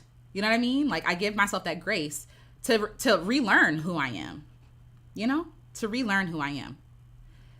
There are things that we want to try, but we're afraid of, but breakthrough is on the other side of that play, experimentation, fun, and joy. There are so many things. Yes, same. I'm so clear in nature. There are so many things that we want to try, that are calling to us, that are enticing, but we're like, no, I can't do this because it's not going to be perfect. And I'm not saying that voice to be mocking. That's me. I'm the voice.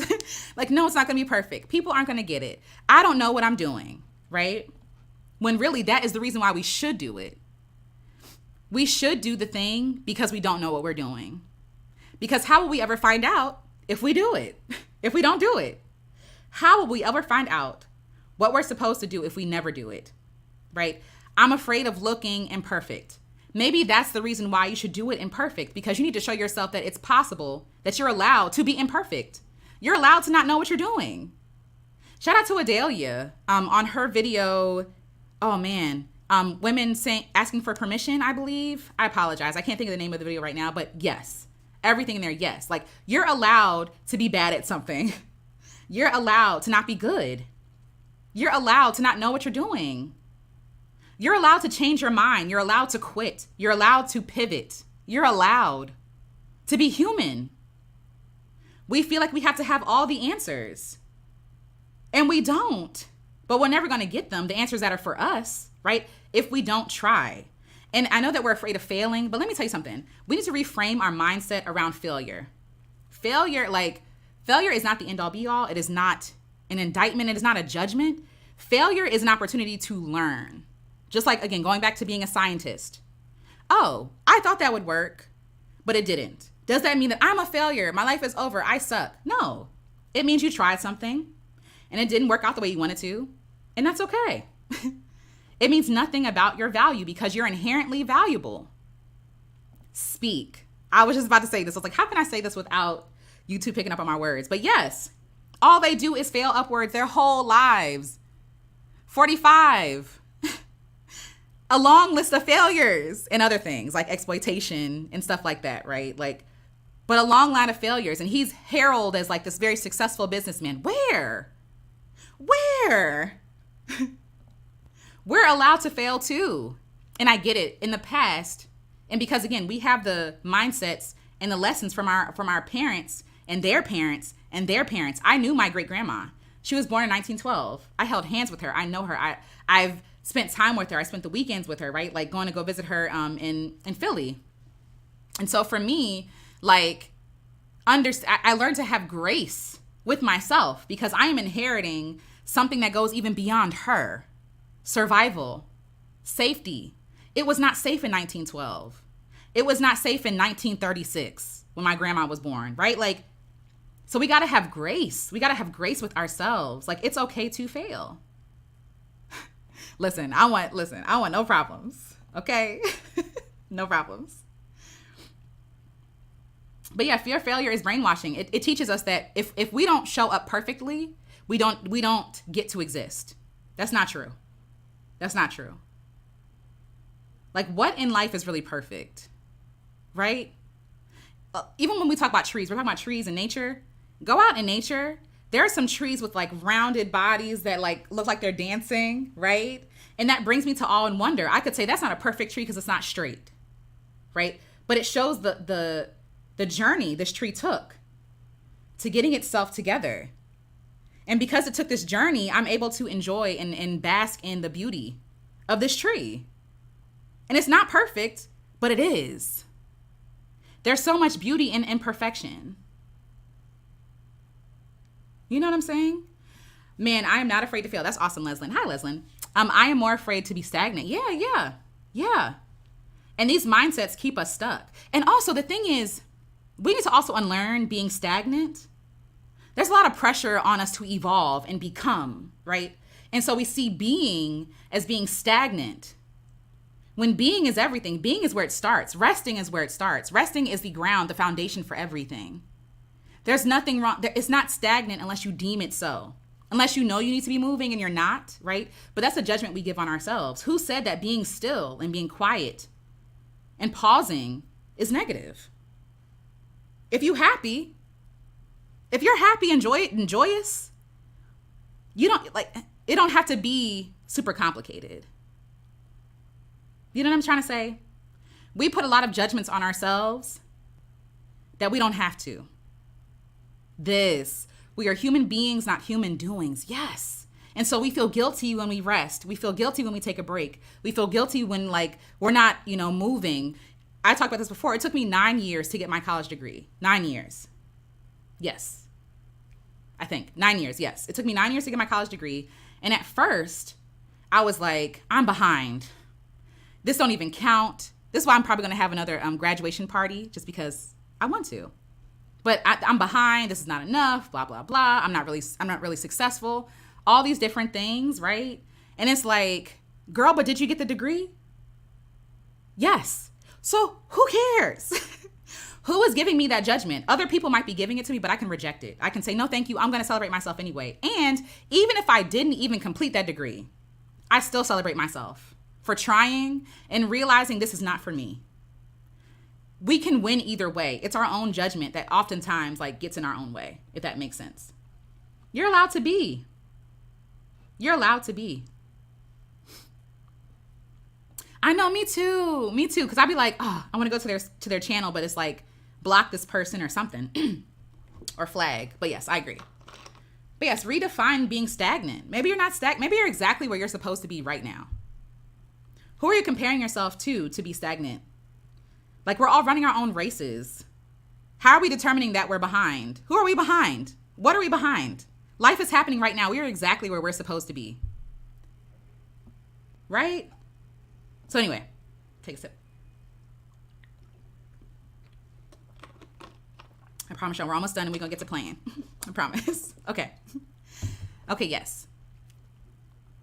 All right. There are things that we want to try, but we're afraid of, right?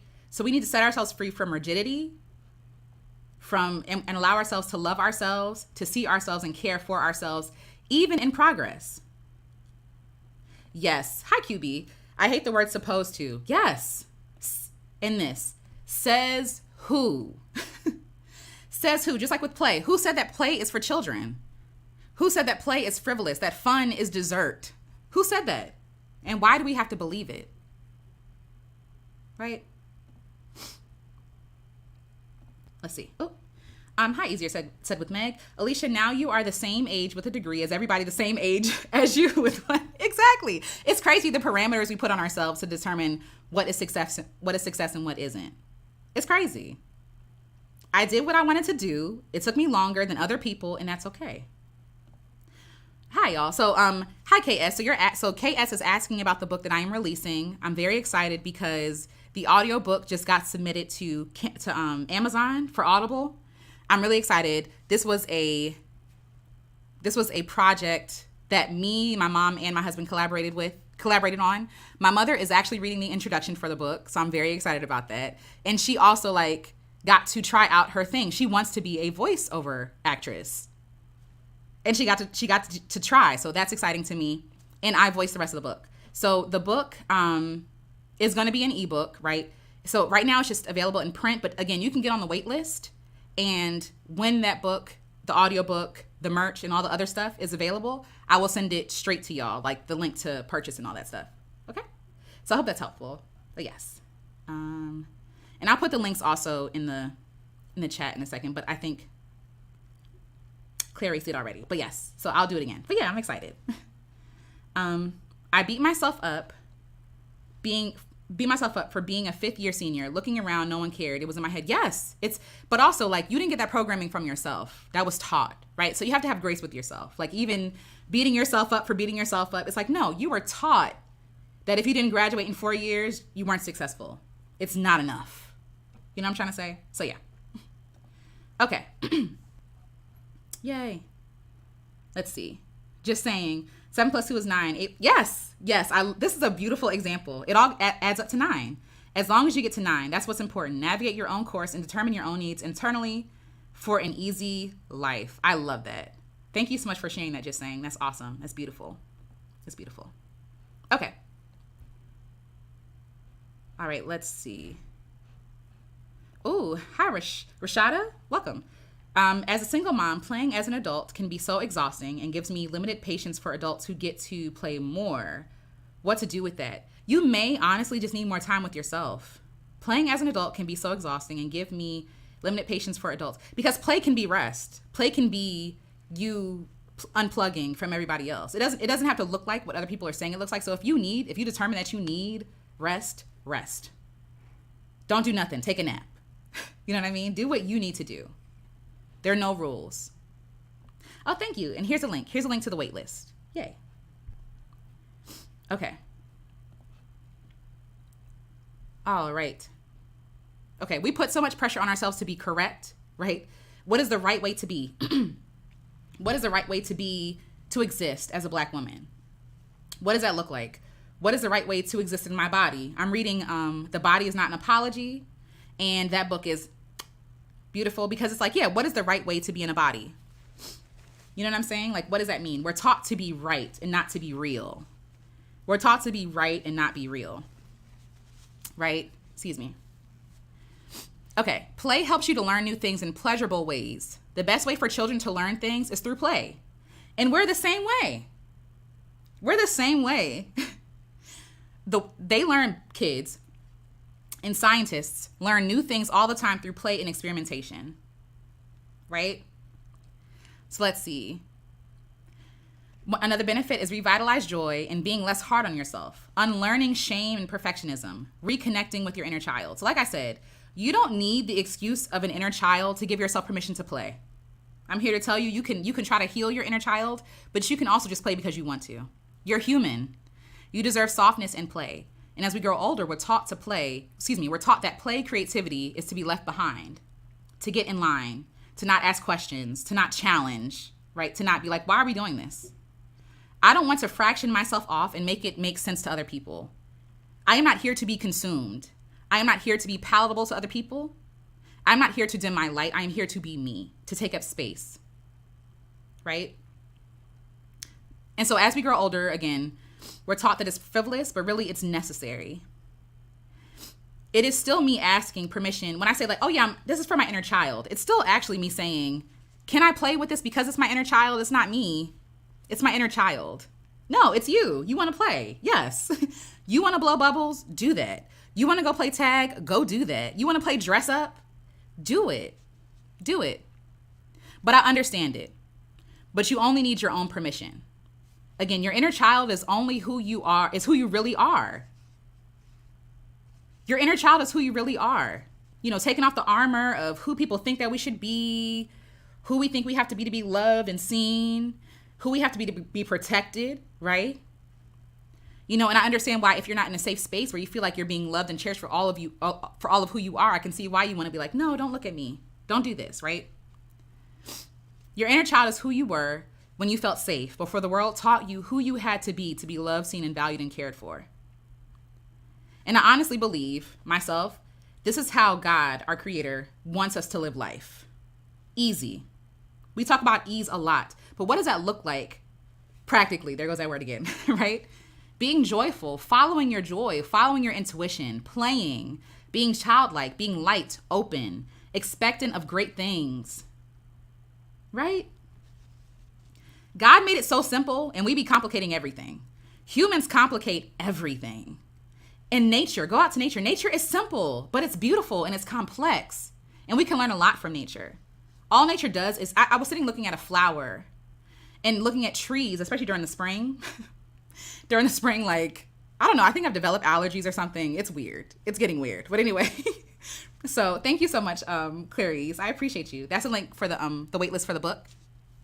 But yes, so I was sitting out and watching the wind blow, and I was like, wow, flowers and trees, like when they're blooming, they don't force anything. Like there's a quote that I get on my tea when I make tea in the morning, and it says, nature does not rush, yet everything is accomplished.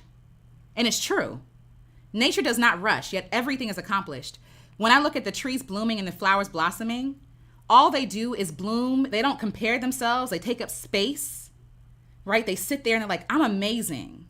And they allow their amazingness to attract who they need to attract to them. Humans, bees, flies, right? All the things. And because they take up space, their message is carried out throughout the world. They don't force anything. They just be. I know that's bad English, but they just be. They just are. The wind blows their pollen. You know, why we got allergies. The wind is blowing the pollen. The trees aren't trying to make something happen. They're not being rigid. They're being flexible, and they're releasing, and they're flowing. And I think that's how we're supposed to live our lives, in a flow state. Yes, allergies are a part of living in Maryland. Yes, absolutely. So we're going to see. I'm going to try to sing. We're going to see what happens. But yes, nature is simple, but it's so perfect and unique. Yeah. And this is the thing. There's nothing wrong with promotion, right? But trying to force someone to love you, force someone to see you, force someone to see your value, force someone to like honor you, that's not your job. That's not your work. Your work is taking up space and being. That's it. It's simple. And the people you're supposed to serve will be drawn to you. Like, you put yourself out there to be seen. Flowers put themselves out there to be seen. They're not blooming underground, right? They're not turning away from the sun. They're like, no, look at me. Look at my colors. I'm amazing, right? They just take up space. They just sit in who they are. Yeah, I'm going to try to sing. We're going to see. Little, you know. But yes. Erica De Niro says, we're actually made up of the same things. We are nature. Thank you, Erica. We are nature. We're no different. We are nature. We just get in our own way. Okay. So as we start to wrap up, a few other benefits, right? All this spills over into your interactions with others. I know for some people, they need a reason outside themselves. You know what I mean? They need a reason outside themselves to do something. Speak. Black English is a language and often emulated language. Yes. And that's why, like, I catch myself because of, you know, being in academics and like college and all this other stuff. You're taught to like, you don't say that. You gotta tuck it in a little bit. No, I live in a world now that I create, you know, stuff for a living. And so I'm able to be like, you know what? Yes, it bees like that. What it do? Like saying something like, you know, like obviously silly stuff, but like, yes. Who I am is beautiful altogether. Altogether beautiful. No shame. No shame. Okay, yes. My goal is to have newborn baby audacity, take up space without apology or shame. That. And everything in nature does the same thing. Trees, their roots go into your septic system. They don't ask permission. They're like, I'm going here. This is a water source. I'm taking this. Thanks so much. And we got to foot the bill, right? They just take up space. So yes. So our joy spills into how we interact with others as well, right? When you are joyful, you're more present, you're less tired, right? You have permission to have joy and experiences, and you give other people permission as well, right? You show up more relaxed, you're here for it, you're less tired. And play is also a meditative practice. It grounds you, right? It's a mindfulness practice. Children are always present. Being present is not a problem for children unless you tell them there's something that they could look forward to, like ice cream or something, right? Children are forever present. They don't have to learn. They have to learn how not to be present. We teach them how not to be present. You got to do your homework because you got to get good grades, because if you get good grades, you get into a good college. And if you get into a good college, you get a good job. They're 5, right? I'm exaggerating, of course, but they're 5. They're 5. Let them be present, and we can learn a lot from them. Yes, you're allowed. No need for permission. Absolutely. Okay. So again, play is meditative. We can learn from children. Play connects us to the abundance of now, right? We don't have to wait till later. There's abundance in now. Our lives are rich now. It's like we have a gift box that we're choosing not to open. Joy is a free gift and it's everywhere. I can look at the birds and be filled with joy, right? I can look at the squirrels. Squirrels make me laugh and be filled with joy, right? I can go for a walk in nature and be filled with joy. I can hang out with the people who I love and be filled with joy. Abundance is all around us. Joy also gives you permission and room to expand. We spend so much of our lives shrinking down, shrinking. We're taught to shrink. Don't be so loud. Don't be angry. Don't be upset. Mind your face, right? Like how you speak, right? That we don't say ain't. We're taught to shrink, to not be ourselves. And playing is like taking a deep stretch. It's movement. It's getting that energy out of your body because we become so tightly wound. And we wonder why stuff is not flowing. We wonder why we're so backed up. We wonder why we not being as creative as we want to be. Because we're stressed. We're so tight. We're so tight. It teaches you to take up space, like that flower, like we were talking about earlier. Look at my colors. Look at this. When kids make a drawing and they hand it to you, this is a tissue, but go with me. Here, mom, or whoever. Here, mom, look at this. Look at this drawing I did. Isn't it amazing? Put it on the shelf. Put it on the shelf. Put it on the fridge. Children demand their space, but we teach them to be small. And we have to unlearn that because we're projecting our being small onto them. We're safe. We got to be the first safe place for ourselves. So, in your playroom, you can be as wild, unproductive, delusional as you want to be. You don't owe nobody no explanation. You don't have to make sense to nobody. And your playroom could be your notebook. It could be your car. It could be the woods. It could be your friends, whatever it is. Create a safe space for you to play and imagine and dream and not be practical. Find those things in your everyday lives. When you're on your way to work, play some music, have a dance party. Keep it simple. There's something that you can do today to add more joy and pleasure to your life. And play also helps you to put down that shame that we know so intimately, right? And the only way to heal shame is by exposing it. By being honest about, I feel shame around this. Interrogating it. Why, right? Play allows you to expose that in a loving way and still love yourself. You learn that there is no wrong way to play. You can't get it wrong. Well, what should I do? What makes you happy? It's that simple. What brings you joy? Play is helping me to unlearn the need to be understood and palatable to people. We spend a lot of time and energy trying to prove ourselves. It's baked into our ways of thinking. For example, like I said, you got to be twice as good to get half as far, right? Play is breaking from that proving, is a break from me proving myself, right? It's more about being and seeing myself as being worthy of time, space, rest, and play. It's about showing kindness and grace to myself that the world does not offer me. I take that for myself. I don't ask for permission for grace. I give it to myself. And I'm saying that as an affirmation because I'm still learning how to do it. And it's okay. Like, we'll get there. It took me 33 years to get here? It's going to take some time to unlearn that. Have grace with yourself. Kids don't come out the womb learning how to walk, right? We teach them. We celebrate them falling. We celebrate them failing. Have that same energy and that same grace with yourself. So the question, right? Oh, also, play helps you to disconnect from the constant worry about what others think of you. It gets you grounded into who you are and what you actually want, right?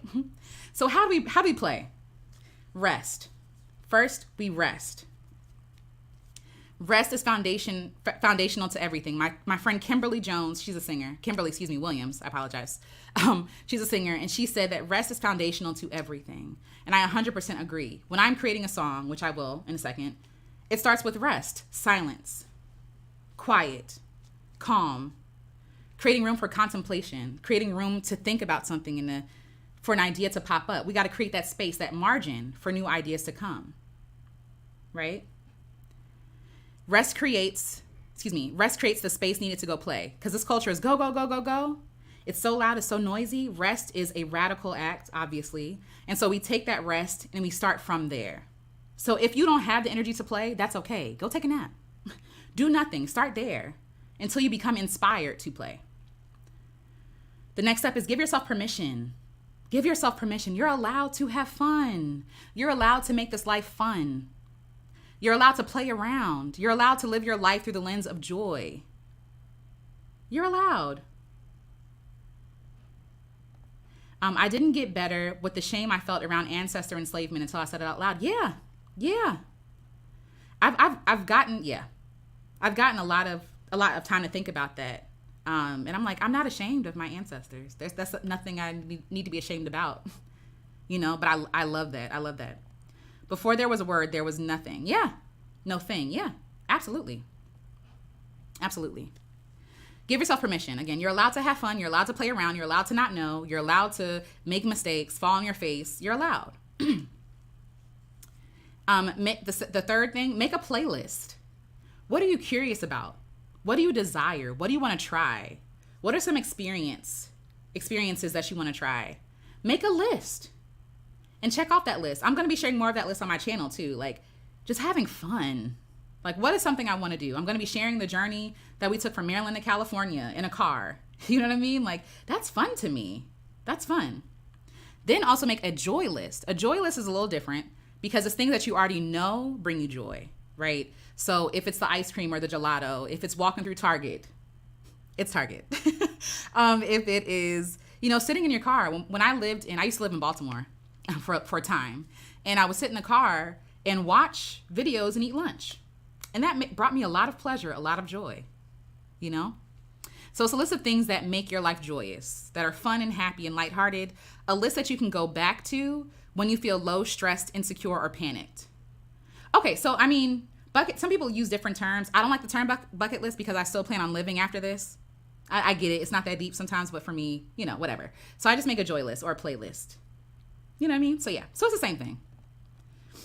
But really, it's this list is a little different though because it's stuff that you want to do, not necessarily things you feel like you have to do to live a beautiful life. I think that sometimes when people make a bucket list, they say things like, "Oh, I want to jump out of a plane." Do you really want to jump out of a plane? Do you, or do you feel like you have to? Because that's what people do. Like, "Oh, I want to travel to all the countries in the world." Do you? Like, and if you do, that's fine. But check in to make sure that it's actually something you want to do and not what the world says you should have on your bucket list. That's all. But yes, okay. Yeah, I used to want to jump out of a plane until I said, you know what? Actually, I don't. I don't. And I make peace with the fact that I probably will never jump out of a plane. I don't need it. I don't need it to live a joyous life. But yeah. Okay. So yes. So it's a list that you can go back to when you feel low, lost, stressed, or insecure or panicked. I would also say become a scientist, right? Experiment with things, tinker, remove your worth from the outcome of the thing. Follow your own curiosities. Answer the questions you have. I wonder what would happen if, and fill in the blank. Yes, please hit the like button, y'all, so we can get Stephanie some viewership. I appreciate that. But yes, follow your curiosities. Another tip, be an amateur. Be an amateur. I know the first thing that probably comes to mind for you is like, amateurs are just not good at their things. And they still do it anyway. What radical belief that is to be like, you know what, I'm an amateur and I'm still going to do it. Who cares if you don't like it? I'm still going to do it, right? But also, right, we have redefined what amateur meant in the first place. Amateur does not mean bad, not good at something, right? That's not what that means. Amateur means you're doing something because you love it. You're doing something for the love of it, as opposed to like for profession, meaning for money, right? In exchange for something professional. No. Amateur is about being a person who does something for the love of something. So I can be an amateur musician, an amateur photographer, and own it. And it takes the pressure off of you to have to be liked by other people. Be an amateur. Yes. Be an amateur. I love that. Cinderella Branch. My joy is going into craft stores and watching YouTube craft channels. Awesome. Awesome. And that counts. Awesome. Oh, hi, Iris Jessup. Bucket list is a limitation. I'm 66 years old, moving to Thailand. That's awesome. In July. Bucket list is a limitation that I don't ever say that in my life anymore. I expand, I explore. I love that. I expand. And the list is ever changing, right? I 100% agree. 100% agree. Aw, talk to you later. Thank you. Okay, so yes. Hi, Latasha. I'm a scientist. The government tried to dim my light. I used to be like, I'm not going to be a hidden figure. Yeah, But it is whatever now. Yeah. Yeah. Yeah. And I'm glad you didn't dim your light. I'm glad. Yeah. Oh, Connie Legrande. I don't know if I'm saying that correctly, but I love this quote. Anything worth doing is worth doing badly. Yes. 100%, because you're not doing it for the expectation of applause. You're doing it because it gives your body, your body, it brings your soul joy. That's the point. That's the point. Okay, so yes. So being an amateur is doing something for the love of it, because the root word is to love. Amateur, to love.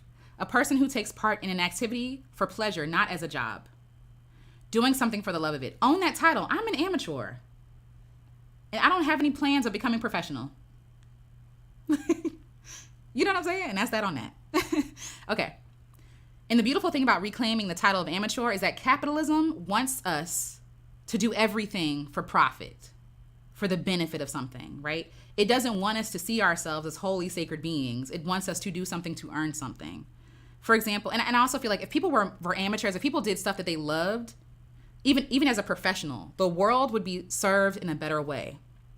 If doctors actually love what they did, less people would die, right? The mortality rate, the infant, and maternal mortality rate would be lower, because you have people who are not just there for a check or for esteem or for, a hand clap, for wearing a white coat. It's like, no, I'm here to serve because I love people and I love what I do. If people were serving like food, for example, and doing stuff that they loved, people would be nourished and not killed, because people are in it for money. Joy is the way. Joy seriously is the way. Let go of perfectionism, y'all. It is killing you, like literally, quite literally. You're allowed to make mistakes. You're allowed to not know what you're doing. Let this be a fun practice and kindness for yourself. And the last tip I have, or one of the last tips, is to put it on the calendar, right? Stephanie Perry had a whole live session about this, putting stuff on the calendar, making it a non-negotiable, doing the things,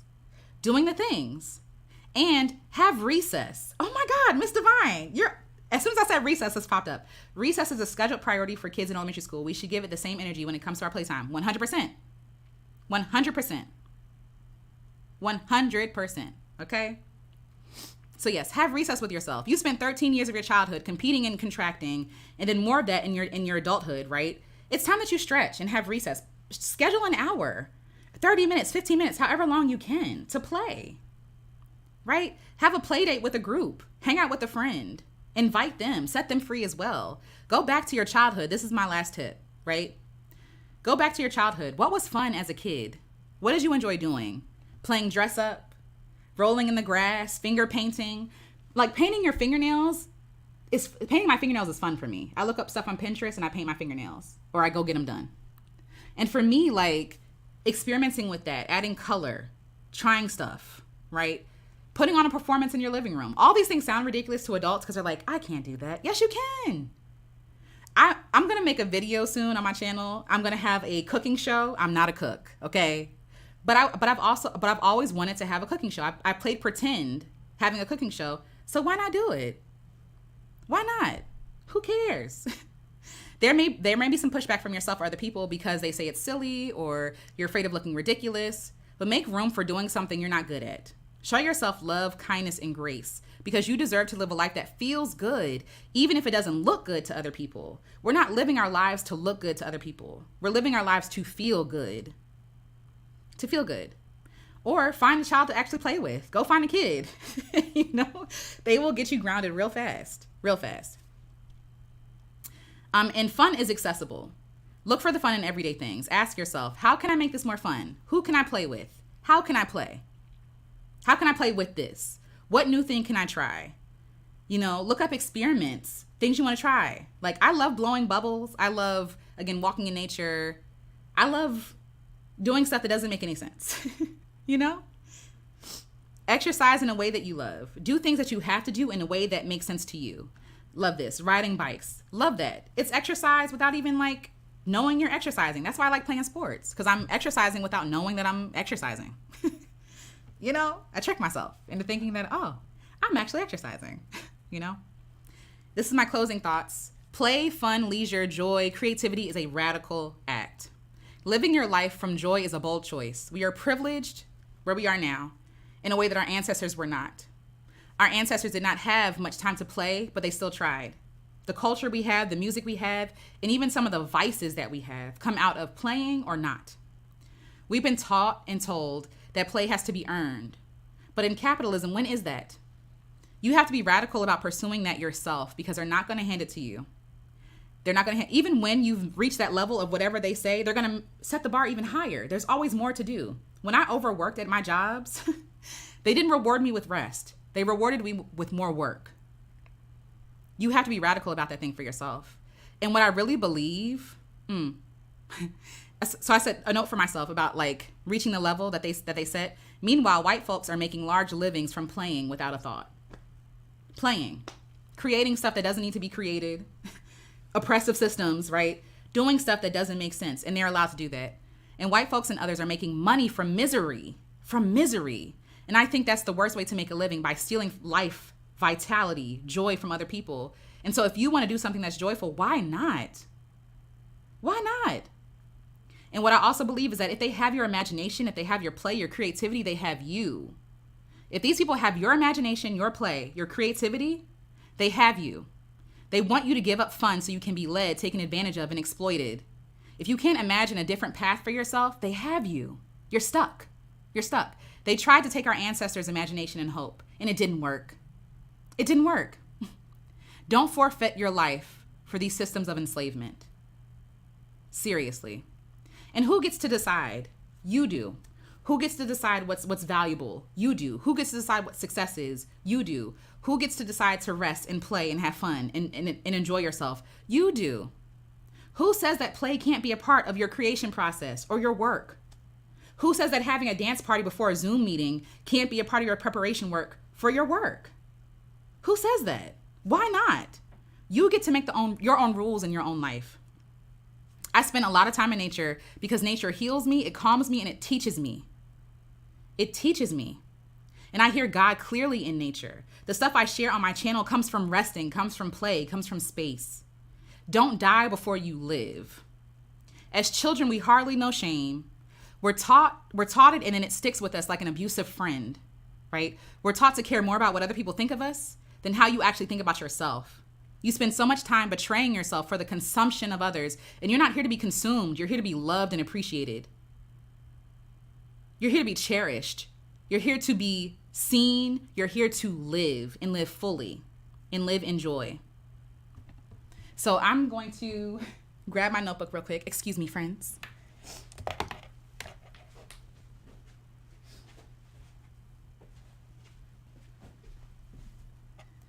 All right, I'm going to read you all something I wrote in my journal the other day.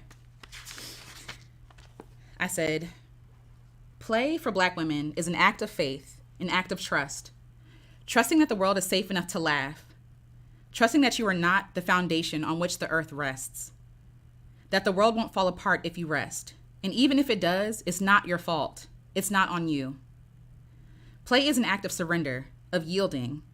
Surrendering the need to earn your worth through hard work.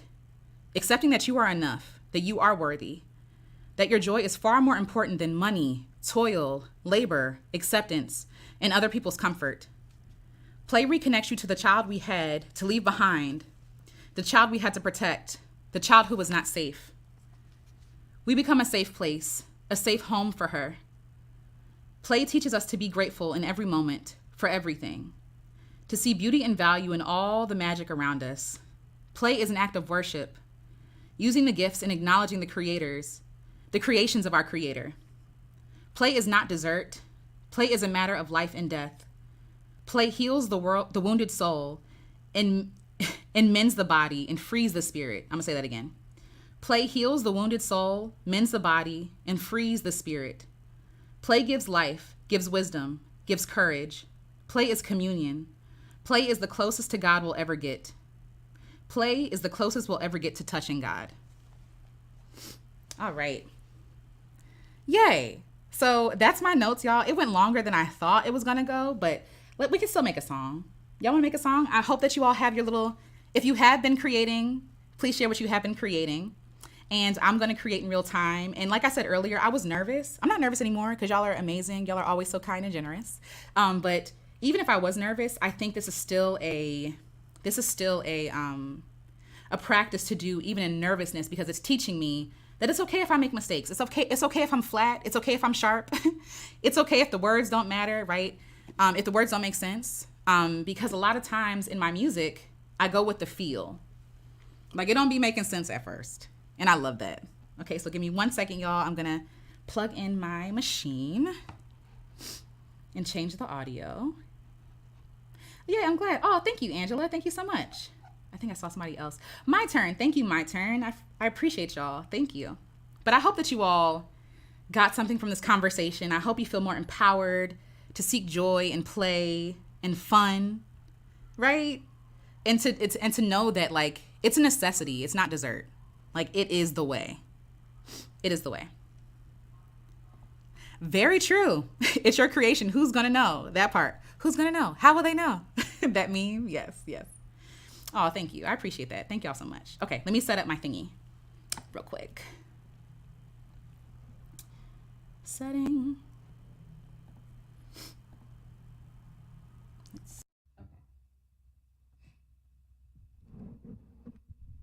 Hello. I think this is very low. Hold on 1 second.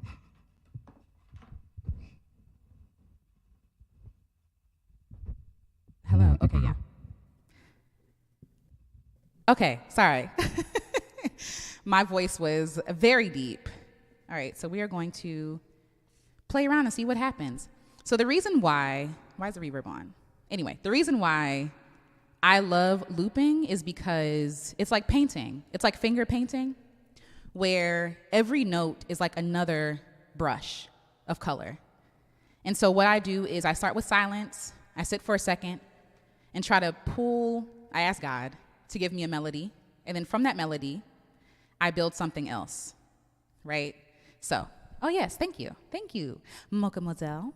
That's my YouTube channel, y'all, if y'all wanna subscribe. Okay, hold on, I'm gonna take a sip of water and put on chapstick because I'm dry, it's dry in this room. Hold on 1 second.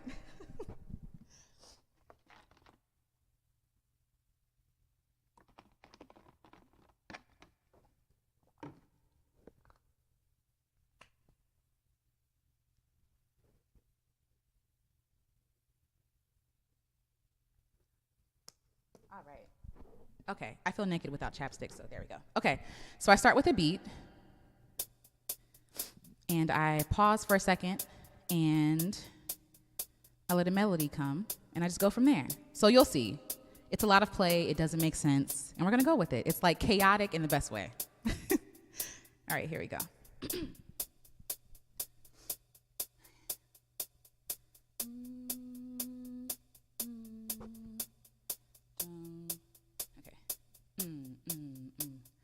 Do, do, do, do, do,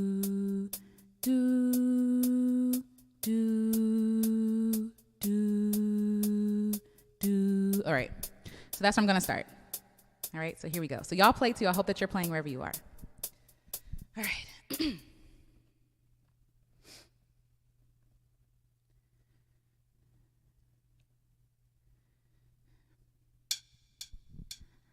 Do, do, do, do, do, do, do,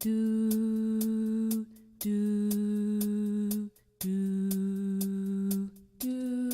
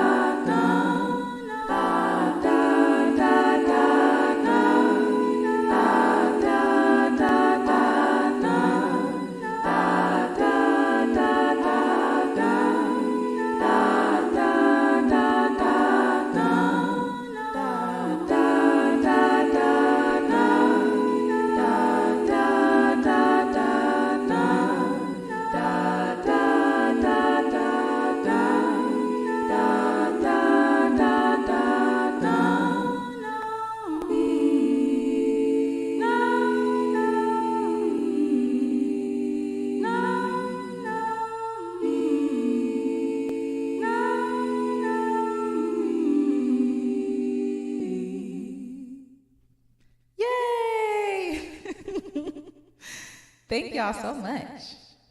Oh. Oh, yay. I'm glad. Okay, good. Thank y'all so much. I appreciate that. I'm also. Okay, can you hear me now? Okay, yes. Awesome. I'm so glad that you enjoyed that. All right, we got time for like one more song. And so for this next song, I am going to ask you all to pick a number. Thank y'all so much. I appreciate you.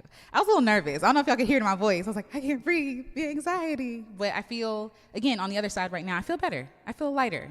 Like I can breathe now. And I think that's the whole point. That's what we're talking about. Having fun to work through those blocks, work through those, like that expectation of like, I have to perform. I'm not performing. I'm having fun right now. You know what I mean? And so changing, like through singing, it changes my perspective to being consumed to actually like being present. You know what I mean? So I hope that makes sense. So yay. Okay, so for the next one, thank y'all. Thank y'all so much. I'm blushing. Thank you. Awesome. That's great. Okay, so for the next song, for the last time we're gonna do, let me save this, right? I need a number, we're talking tempo, between the bass. The bass is back. I would love a number between 110 and 130. 110 and 130. The first person with the number is the number we're going to take. Oh, yay. Sewing dolls. That's awesome. That's awesome. Yay. Healing words and healing music. Yay. I'm so happy. Ooh, okay. Numbers came in fast. All right. Ooh, we got two 111, so we're going to go 111. We're going to go 111. Thank y'all. Thank y'all. Thank y'all. All right. So we're going to set the tempo.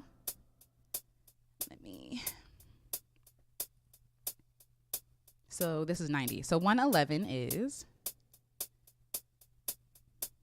all right, 111. Okay. And so if someone could tell me how they're feeling in this moment, an emotion, something they're feeling today. Something they're feeling right now. Let me take some water while I'm waiting. Ooh, aw. Yay, I'm glad. That makes me so happy. And that's the thing. Like, even when I was singing, I was like, girl, you off. But it don't matter. It don't matter. Ooh, joy. Ooh, yes. Okay. Some good words. Joyful. Love that. Hopeful. Peace. Proud. Clear. Shaft. Inspired. Drained. Oh, I'm sorry you're drained, Ladybug 77. Please get some rest, please. Inspired, calm, blissful. Okay. So I'm going to try to, tired. Oh, I hope that y'all are getting rest. Okay, so we're going to go with the first word first, Kimberly Stanzel. So I'm going to try to incorporate this word in this song somehow. We're going to see what happens and if I can bring that along, bring along some other words as well. Okay, so joyful, joyful, joyful. Joyful, joyful, Lord, we adore thee. All right, panning delay, reverb. I love reverb, y'all. It's one of my favorite things. Okay. So again, first starting with rest and just being present. And I'm going to ask God, give me a melody. And I'm just going to wait for something to come.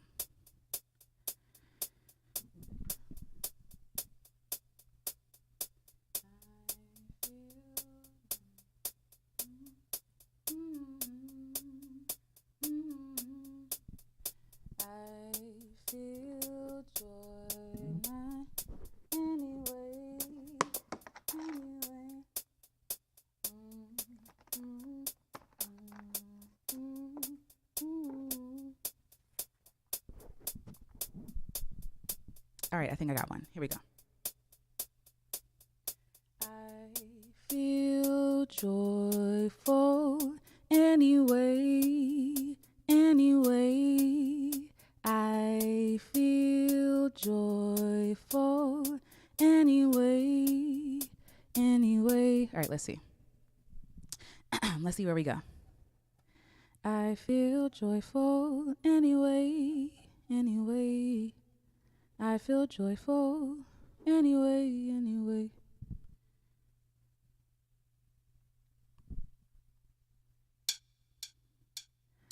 I feel joyful anyway, anyway.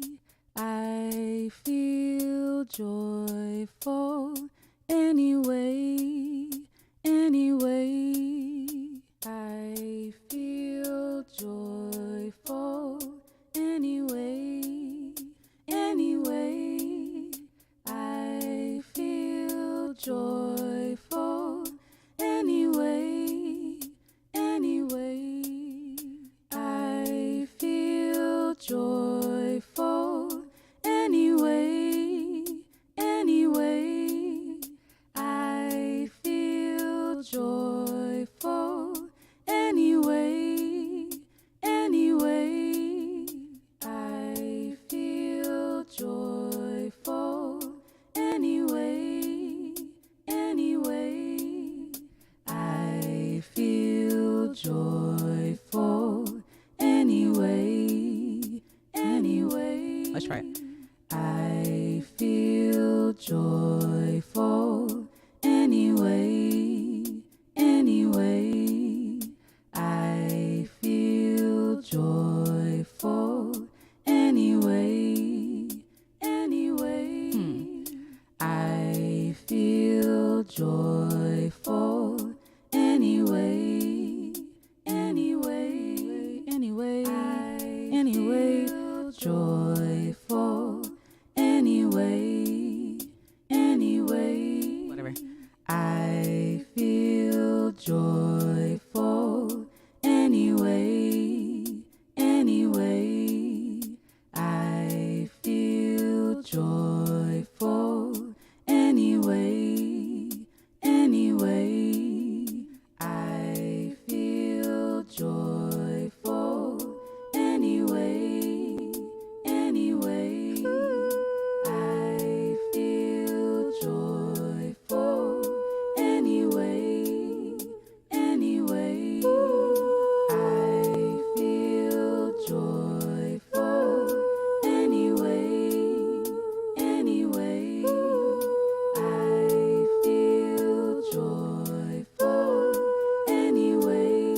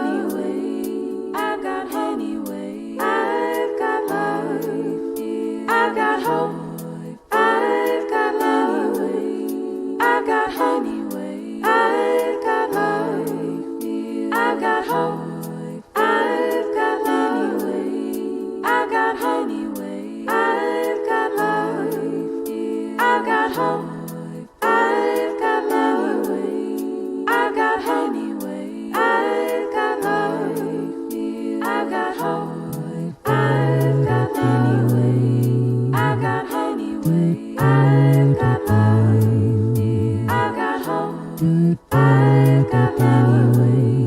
I've got honey way. I've got love. I've got hope. I've got love. I've got honey way. I've got love. I've got hope. I've got love. I've got honey way. I've got love. I've got hope. I've got honey way. I've got honey way. I've got love. I've got hope. I've got honey way. I've got honey way. I've got love. I've got hope. I've got honey way. I've got honey way. I've got love. I've got hope. I've got honey. Let's some other words. Peace. I've got honey way. I've got love. I've got hope. I've got honey way. I've got honey way. I've got love. I've got hope. I've got honey way. Someone try it. I've got honey way. I've got love. I've got hope. I've got honey way. I've got honey way. I've got love. I've got hope. I've got honey way. I've got honey way. I've got love. I've got hope. I've got honey way. I've got honey way. I've got love. I've got hope. I've got honey way. We're gonna try I've it. got honey way. I've got love. I've got hope. I've got honey way. I've got honey way. I've got love. I've got hope. I've got honey way. I've got honey way. I've got love. I've got hope. I've got honey way. I've got honey way. I've got love.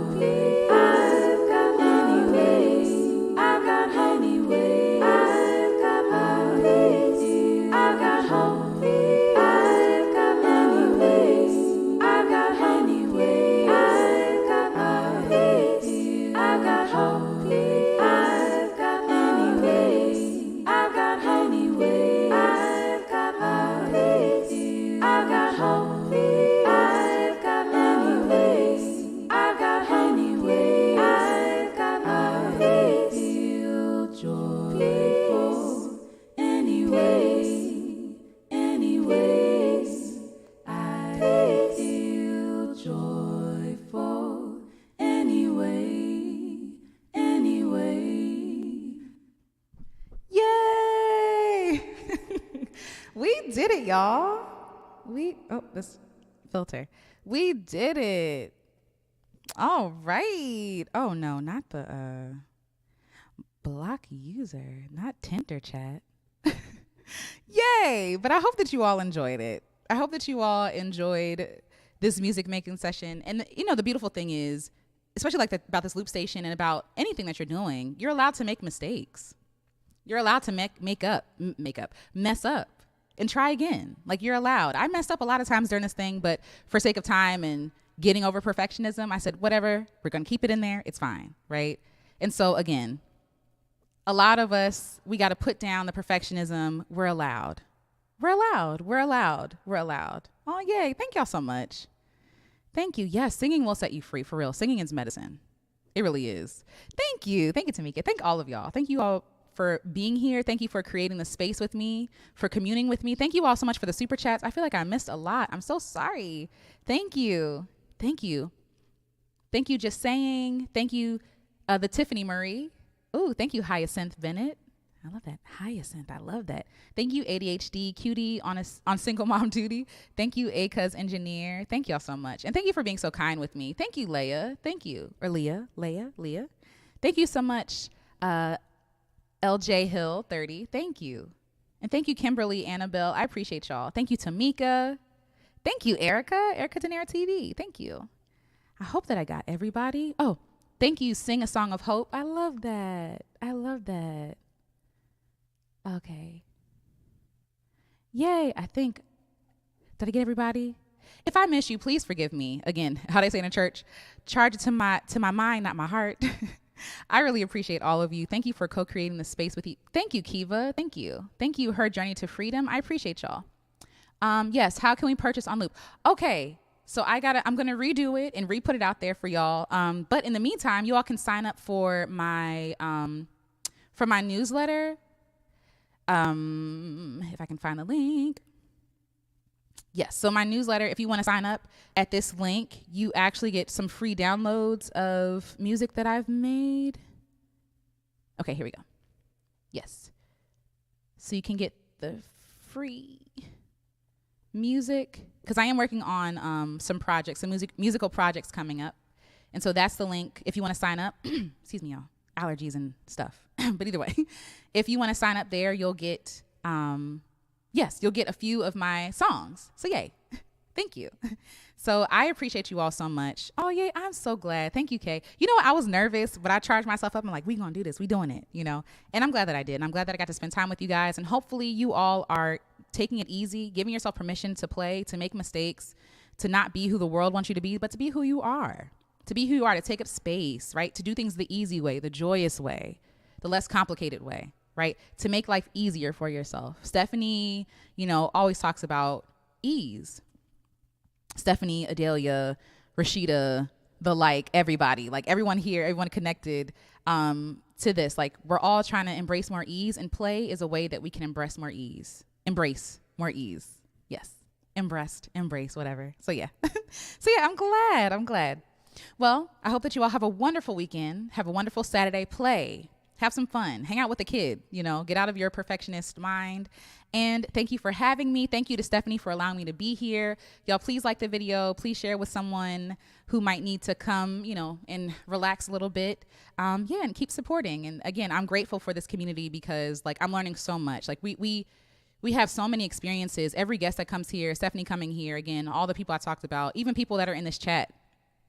All of y'all have wisdom to offer, to share. And I appreciate every single one of y'all. And I take in your wisdom. So thank you for being generous and sharing and leaning into abundance, not hoarding the stuff for yourself, but sharing it for all of us. Okay. Oh, thank you. Treasuring God's word. Thank you. All right, y'all. Love y'all. Talk to y'all next time. And thank you for having me.